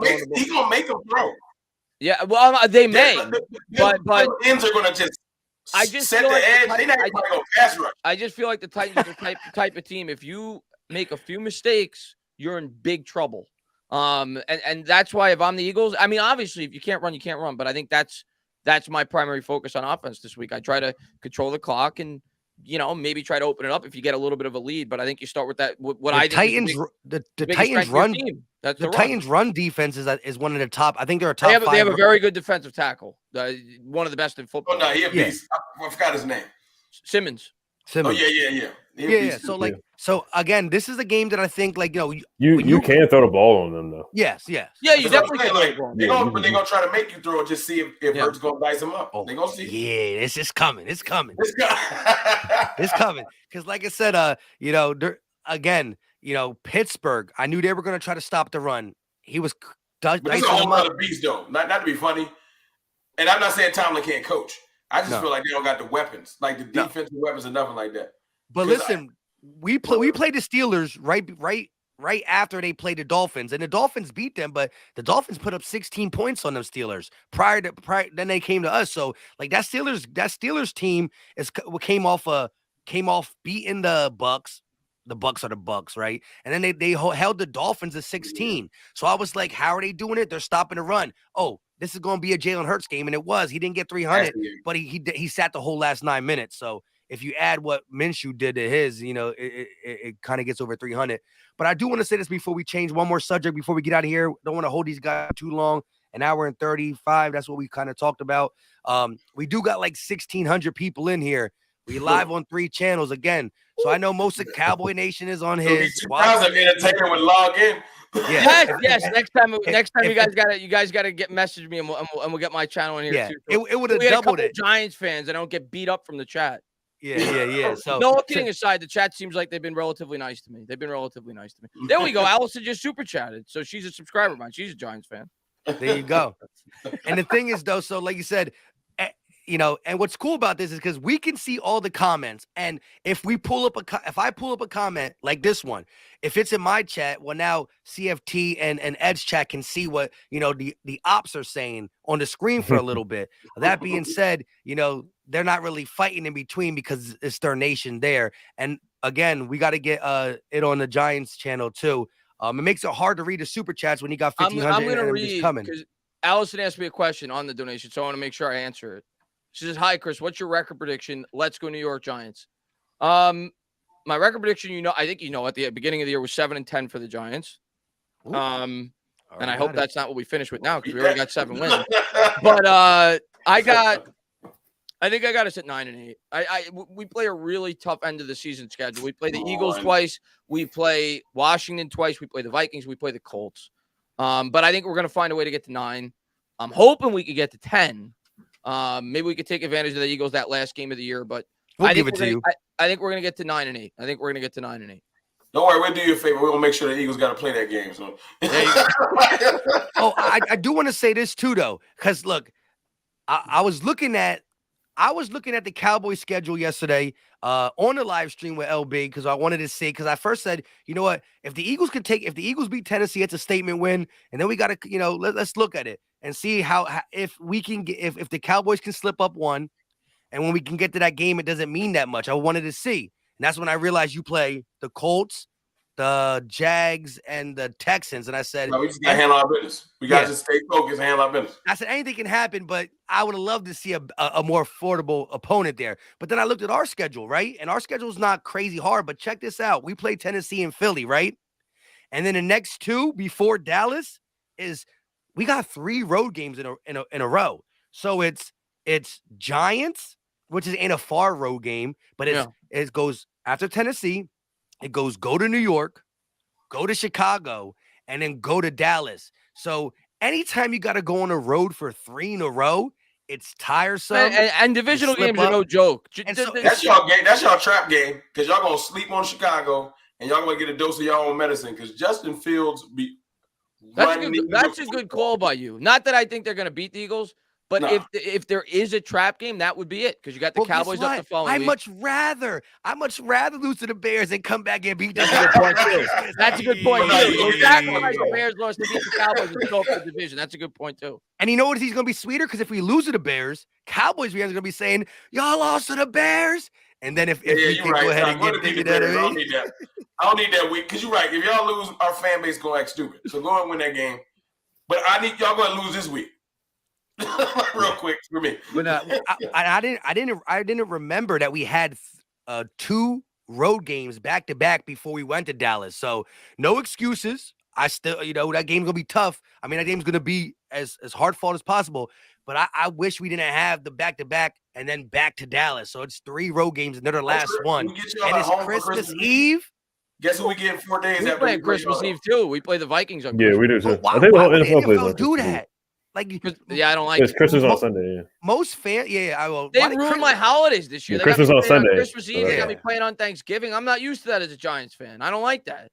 It was and at the end of the day, but I want to be able to relax and not care about whether the team wins.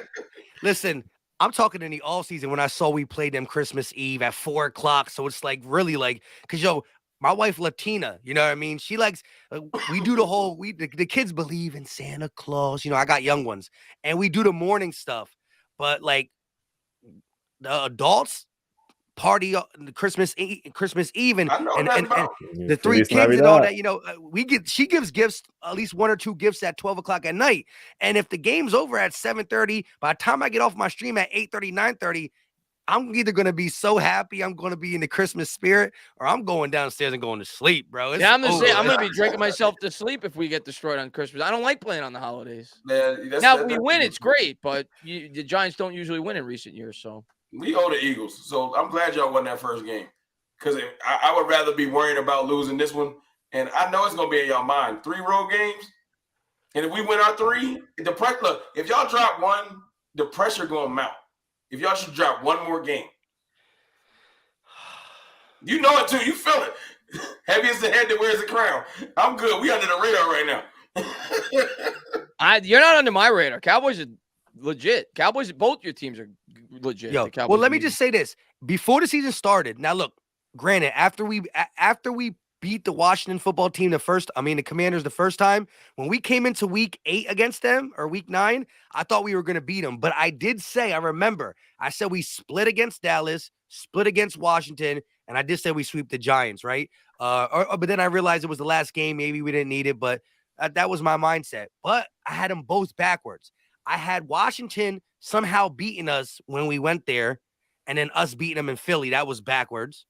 And I had you guys winning week 5. I had the Eagles starting out the season, not so. You were assuming Dak was going to be a quarterback at the time. Yes. It changed then too, but don't worry, back.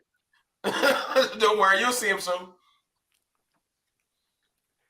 It is what it is. Shout out to DMV 2000 for the donation. There was a couple ones in here. Somebody said they wanted Josh Johnson instead of Heineke. Yeah, they're crazy for that.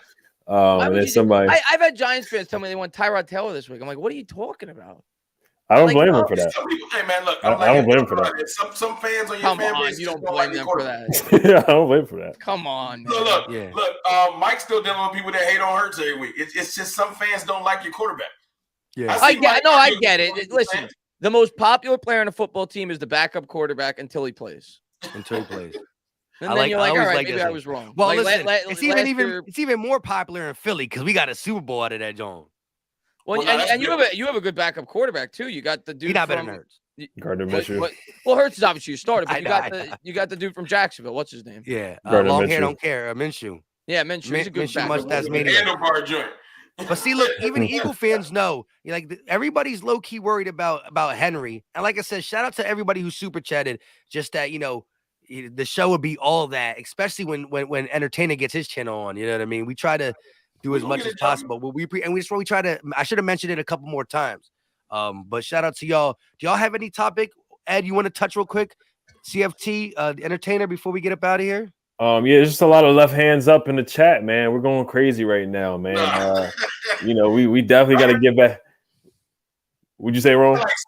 Y'all got 6 songs. Y'all got to chill out. Y'all got a lot of songs going on. Y'all got to chill out. I saw they made new ones. There is a new one too. I forgot how it goes. But there are a bunch of new songs. It is what it is. Super hype. It's bad. Yo, it's bad. Let me ask you though, Ed. So you've been winning a lot these last couple weeks. Yeah, 6 out of the last 7 games. That's all. That's it. That's it. About to be 8. All good things come to an end. Let me just say this though. Out of all the weeks that I've been doing my play-by-play, I'm calling the Eagles and Packers game Sunday night, and I seen more Washington fans in here talking about, yeah, we coming for you. I'm like, huh? Where are y'all coming from now? But anyways, do you bump that song to wins? You bump that song to wins? You better. I saw some. You said, do I bump it to wins? Do you bump that song to wins? Like, the wins? You get excited to play it. Hey, if you watch the intro to my video, that's the first thing I said. Especially when we beat y'all on Monday night, that was the first thing I said. Oh, I did watch that. I mean, as soon as you said that, I turned. I meant to go back to it. Rome, I've seen some of your boys. I seen your boy dancing to it. I seen your boy dancing to it. Tuck is my dog forever. But he threw the. I like to joke on y'all. I'm not gonna bump the track, but he a grown man and he can do his own thing. You know what I'm saying? But I just think it's funny that y'all got that many songs. I respect it because y'all just happy about winning, and I'm happy that the division's looking good.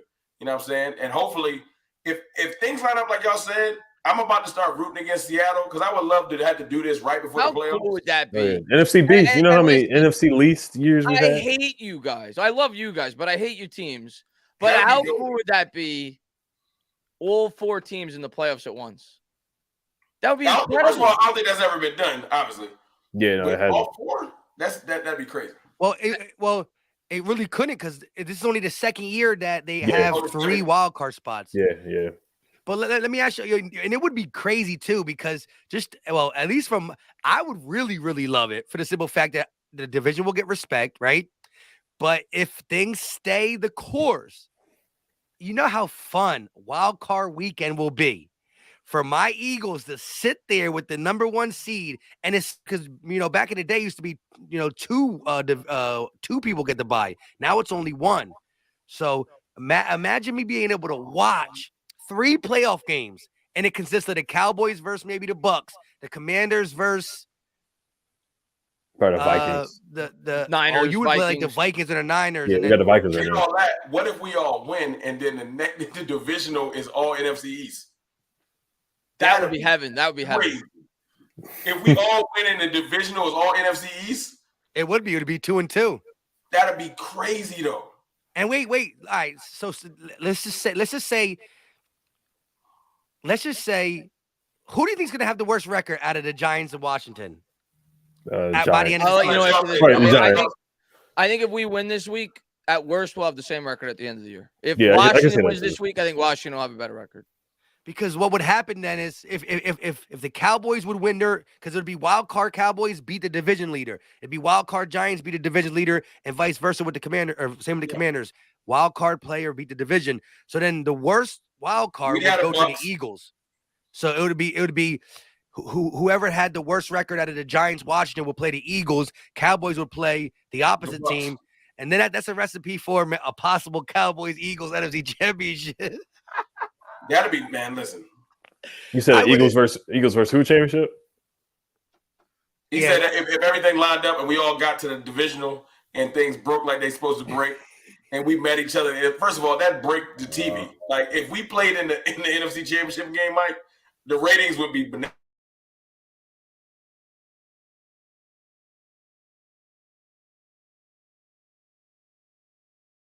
Froze.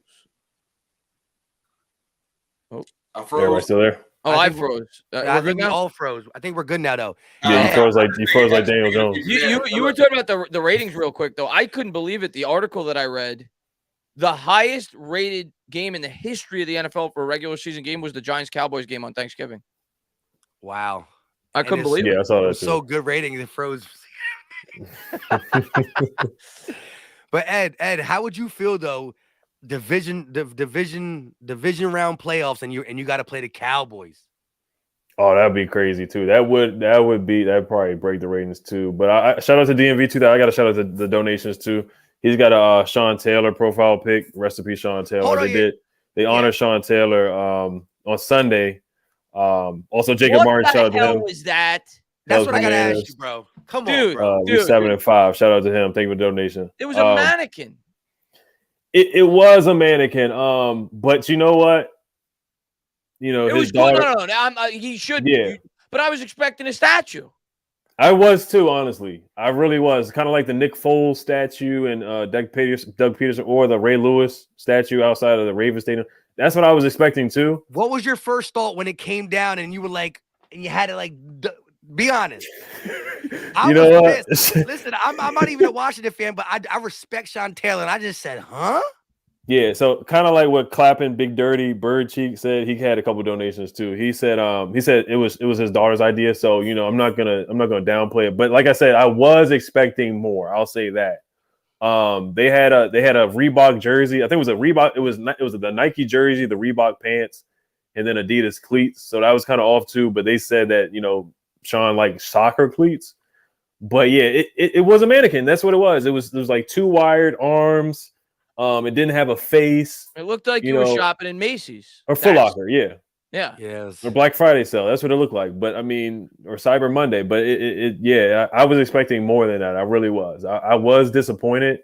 But if his family likes it, then hey, you know, it is what it is. Man, Mr. Rome dropped out like Dak does in the playoffs. Yeah. What happened to him? He tried to run a quarterback sneak with Yo, listen, we finishing the game. He tried to run a quarterback sneak with his internet real quick. Stop. That's crazy, man. The stream, I don't want to finish without him being on. That's kind of how the game ended for them, though, right? Dak wanted to get another play in. They couldn't. He's coming back, though. But yeah, listen, shout out to all the people that donated. Eagle Nation, Cowboy Nation, Washington Nation. We appreciate y'all 100%. For real. He said massive salute to Tainer and the King of Giants Nation. All die-hard Giant fans around the world. Stinky Boy Losa out of D from Tudo's a very loyal subscriber of mine. Thank you for popping in, man. You need a Google Translate for that. He's a professional rugby player from Italy, and he hates the Eagles. But appreciate you for popping in. Hey, Tudo. Listen, man, Jordan Mailata, get on the bandwagon, bro. Rugby, rugby brethren. That's You know what I mean? That's true. I still love it because when his picture comes up before we get up out of here, he says Jordan Mailata, Jeff Stoutland University. He ain't go to college, so he just give it up to the O-line coach, Jeff Stoutland University. Hey, man, I don't know how you guys do it, man. How you guys just churn out offensive linemen like that. Like, I wish the Giants could do that. That guy came out of nowhere, and now he's one of the best linemen in football. He's been slipping. He's been Has slipping. he We've been? been He hasn't been complaining good a this little year? bit, and so I think he needs to go back to take a refresher course from Jeff Stoutland University. Listen, I call a spade a spade. You know, he's been slipping a little bit, but Entertainer, you got anything before we get up out of here? No, I had a lot of fun. Next, we got to make sure next time, and hopefully we do it maybe in 3 or 4 weeks if the Giants are still in it, which hopefully they are. But next time we'll get my channel involved as well, so we'll get more Giants fans in here, and it'll be even more fun. But I thank you to the chat. You guys, for the most part, didn't really say any mean words about me or anybody else on the panel. You guys seem really respectful. And thank you to you guys, man. You guys are great. I think you guys are all great content creators, great guys. I would say best of luck the rest of the season, but I hope you guys lose every game that you play. And I hope we win the division. But yeah, man, my dream is that we all make the playoffs and the Giants beat all 3 teams in each round. I'm looking forward to it, and best of luck the rest of the way. Yeah, shout out to my guy Alexander Sulos. He says, Ed, we've been riding for years, got something going on, even without wins. We talking about the offs, the playoffs. Playoffs? We talking about the playoffs. Dang. No, the Washington, when you haven't played in the playoffs, you just worry about the offs. That's the highlight. That's what we say. We say the offs. The offs because it's normally the off season. No, 2020. We just made the playoffs 2020. Put some respect on our name. Look, playoff, off season, right? They worry about off. We worry about the word play. Yeah, play button. Put some respect on our name. We just made it in 2020. That's cool. Go ahead, Tanner. You can hit that one. Tudo, what's going on, man? He says, Tana, please make an official announcement on the live show. We'll be at the link on January 8th. Pull up and show up. Or I might have to show up with you this year, Tudo. All right, so basically, Tudo, every year, he takes like 50 Italians and a lot of guys from his rugby team, straight from Italy. They go to the link. And last year, according to him, I didn't see video evidence, they got arrested. Now, they wouldn't. Now, to my knowledge, I've never been to the link. And if I do go to the link, which I've debated in the past, I better not be getting destroyed by Eagles fans. I better not be getting mugged. I know they got the rumors are you guys. No, that was the vet. That was the vet. And that's not true. Okay, that's not true. The only time you're really going to get, listen, the worst thing is when you might walk by us, they might boo. That's it.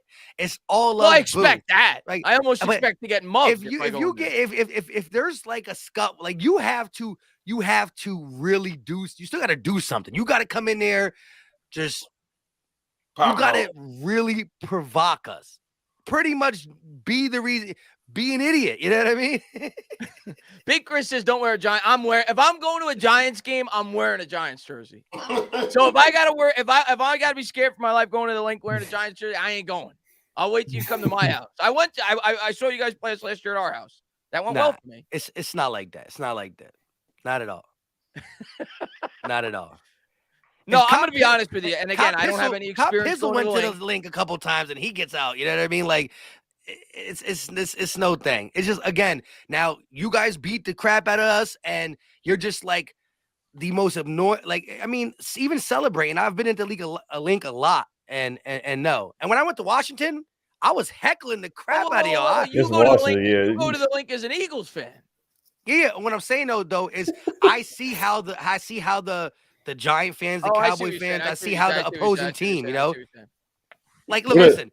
It took a lot for Minnesota literally came to the link, came to Philly. They literally had about 100 people. It was like 3 buses of 100 people decorate the Rocky statue, stand around it, and skull chant, record it, put it on the internet. And the worst thing we were doing is like they were a lot of bad words said. We were throwing stuff at their bus, not them, at their bus. But like, you don't come into, and this is a playoff game. This was the NFC East NFC Championship game. They did all that, and they got bottles thrown at their butts. I'm gonna tell you this: as bad as your fans' reputation is, you're not as bad as the Buffalo Bills fans. Those fans are ridiculous. They're crazy. But I got a question for the chat because I know there's a lot of Eagles fans in here, and I got a question. You're from Philly, Mike? I'm outside of Philly an hour my whole life. I'm Okay. ABE. Yeah. What's the best cheesesteak place in Philadelphia? I need to know. Because I've only gone to the touristy place. I've gone to Pat's. I've gone to Geno's. I'm a Tony Luke's guy. You know what I mean? I've never been to Tony Luke's. That's the best one. But there's probably Poppy stores that are better. But like I said, I go to Philly to go see the Eagles. But like, Right. you know what I mean? And it's only really, if I put it to GPS, it's literally an hour away from me right now. You know what I mean? The link. But that's my go-to, Tony Luke's. But you'll see the chat. They know all the spots. They said Luke. Poppy stores. I've been to Geno's. I've been to Pat's. I like Pat's better personally, but I've been to both of those. I actually ran a marathon in Philadelphia like 8 years ago. I ran the full 26 miles, and immediately after, I went to Pat's and Geno's, and I ate a full cheesesteak from both at the same time. All my calories that I burnt went right out the window. But right out the window. and shout out. And see, look at the Eagle fan. Respect to all y'all. Go Birds with respect. See, if he's next to you, he's gonna say respect. You know what I mean? All right. Yeah, Eagles fans getting soft now. Right, I'm messing with y'all. You see, this is exactly why there's always going to be an incident once in a while because we try to say how nice we are. Then they come here, they take our kindness for granted, and then you're like, it happens. I'm going to tell you another thing about Philadelphia people. And no, I saw somebody in the chat say you quit the last 0.2. No, I did the 26.2. But I'm going to tell you another thing about Philadelphia. The last 4 miles of that marathon, you run by like the colleges there. Whatever, I don't remember if it's like whatever the Philadelphia, maybe it's Villanova, I don't know. Whatever the Philadelphia colleges are that are there. And you know how like when you run a marathon, you have like volunteers on the side handing out Gatorades, they're handing out waters. I'm running by the college kids for 2 miles. They got beer kegs and they're handing out beers to everybody that's running by. I, of course, grabbed one like an idiot, which is the stupidest thing that you could do when you run a marathon because it dehydrates you. But that's the one thing I remember about that marathon. You had college kids from Philadelphia handing out beers for the competitors. But listen, I like Philadelphia. I think it gets a bad rap. There you go. But listen, I just hate your football team. Yeah, I mean, 10-1, baby. You should have nothing but hate at this point. Right, there's one more donation from one of my guys. They said Chase is coming. I forgot who said it, but DMV 2000. Shout out to him again. Yeah, he's been definitely donating a lot tonight. Shout out to DMV 2000. Yeah, I mean, like we'll see what happens with Chase. I'm not putting too much expectations on him. I'm really not. He's just got to come in and fit in. The D-line's eating right now. They're playing really good football without him. He's just got to come in and fit in and play disciplined football. I think, after the bye week, he can come in and force a fumble on Daniel Jones, turn him back into Danny Fumbles. That's all we need him to do. He might be he's going to be on a snap count too. So I'm not expecting him to come in and be a game wrecker at this point, but he's going to come in. He should come in and make an impact, at least stopping the run, getting some pass deflections. That's what I'm expecting from Chase Young. That's what's going to decide the game between us. That's what it boils down. The offensive line, yeah. Who turns the ball over less? That's it. If whoever turns the ball over less is going to win the game. I don't think either team can afford to lose the turnover battle. So that's what it's going to come down to. Who creates more turnovers than the other? Yeah. It's not like the Cowboys game where last week we created more turnovers. We still got our asses kicked. I don't think Washington could overcome a 2-0. I didn't like that first. What was the first penalty where you guys scored a touchdown? Like, what was that call? I'm not saying you would have won the game. Too many men down the field. Oh, something like that. Yeah. Yeah, legal man downfield, which was very questionable. That flag came out really late, but I never blame the referees. But there were questionable calls in that game. So look. If you go around doing this, it doesn't fly in Philly. Go ahead, Tater. You can read it, but you can't do this. All right, what does Tudo say? Let me see. Tana, all we do with the link is ask all the Boys losers to take all their all right. Tudo, I'm going to be honest with you. I love you, Tudo. You're always in my streams. You're always supporting me, several other Giants content creators. You can't go. I don't care if you're going to Philadelphia. I don't care if you're going to Dallas. I don't care if you're going to Pittsburgh. I don't care if you're going wherever. You can't go up to a fan and tell them to take their shirts off. You can't do that. Jerseys. Oh, I just read it. I didn't even know what he was saying. No wonder why you end up in prison. You're not going to get away from any stadium telling them to take it off. And then you tell them, because there's always going to be more of the home team. No matter how deep you go, there's always going to be more of the home team. And listen, when fists fly, you just hit the opposite color at that point. You know what I mean? This is what it is. You know what I mean? You rock. You got to rock. You got to rock. Shout out to Kyron Clarkson. He said Eagles #1 in turnovers. Yeah, and that's big all across the board. Normally, the team who wins the turnover battle wins, unless the team who got the most turnovers ain't the better team. Like Dallas was the better team and overall, and that's why they were able to overcome that against you guys. But that's why the first half was close. Real quick though, again, still got 1,400 people in here watching. Hit that like button wherever you're watching it. No Eagle question. Nation, Cowboy Nation, Washington Nation, even the guy who tells people to take off the jerseys. You know what I mean? Tudo's going into the link and he thinks it's Chippendales. But listen, go ahead, CFT. You got anything before we get up out of here? Nah, man. Appreciate y'all. Sorry about dropping off for a second. I just want to say, oh, there were the jokes. Listen, you got to go back and watch that section. I'm going to go back and watch it. All I say is this, man. Look, I got respect for y'all. We're going to talk our trash on Twitter. We're going to do this on a regular basis, but I respect y'all teams, and we're just going to see how this is going to end. Let's do it. 6 games. And I know, listen, they're really going at it because, as Tanner said, there could be one of the NFC East falling out because of Seattle and because of how they play each other twice. Washington and Giants twice.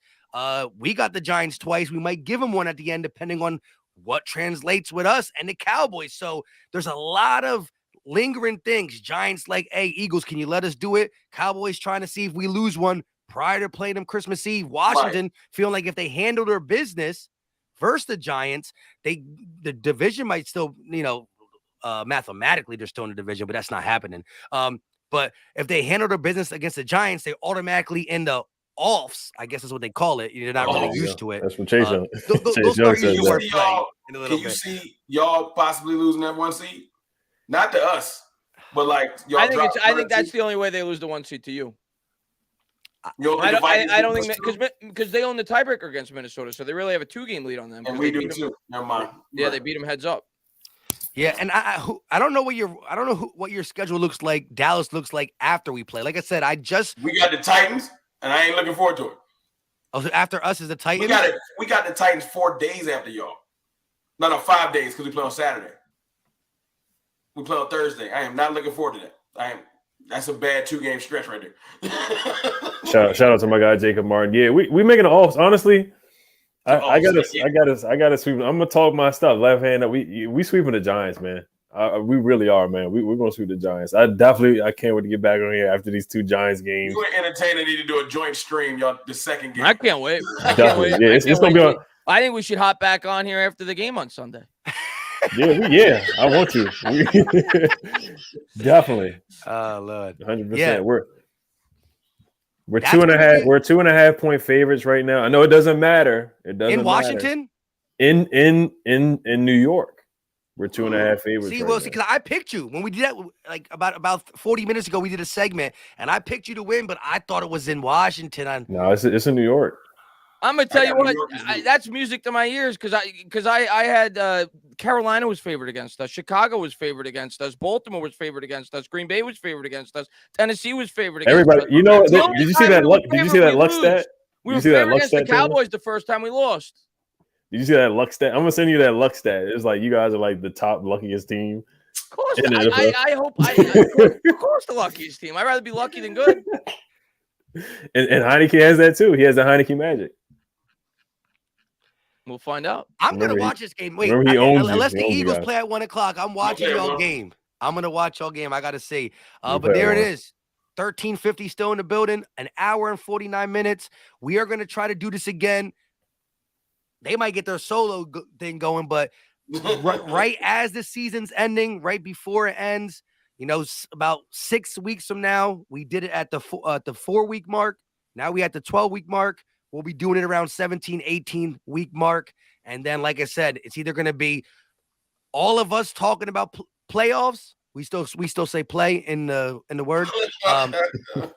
But maybe one of these two might be like, you know what, I might not be able to make it. I might have to take that. We're not talking about offs. We talking about off, like off season starting. Off season. Hopefully not. Hopefully we're all playing meaningful football the last couple of weeks. But I think we will be. I think we will be. All right. Because I think we're beating your ass this weekend. You don't believe that. You don't believe that at all. This is funny, man. Love it. Until next time, y'all know what time it is. We are out. Who gets the last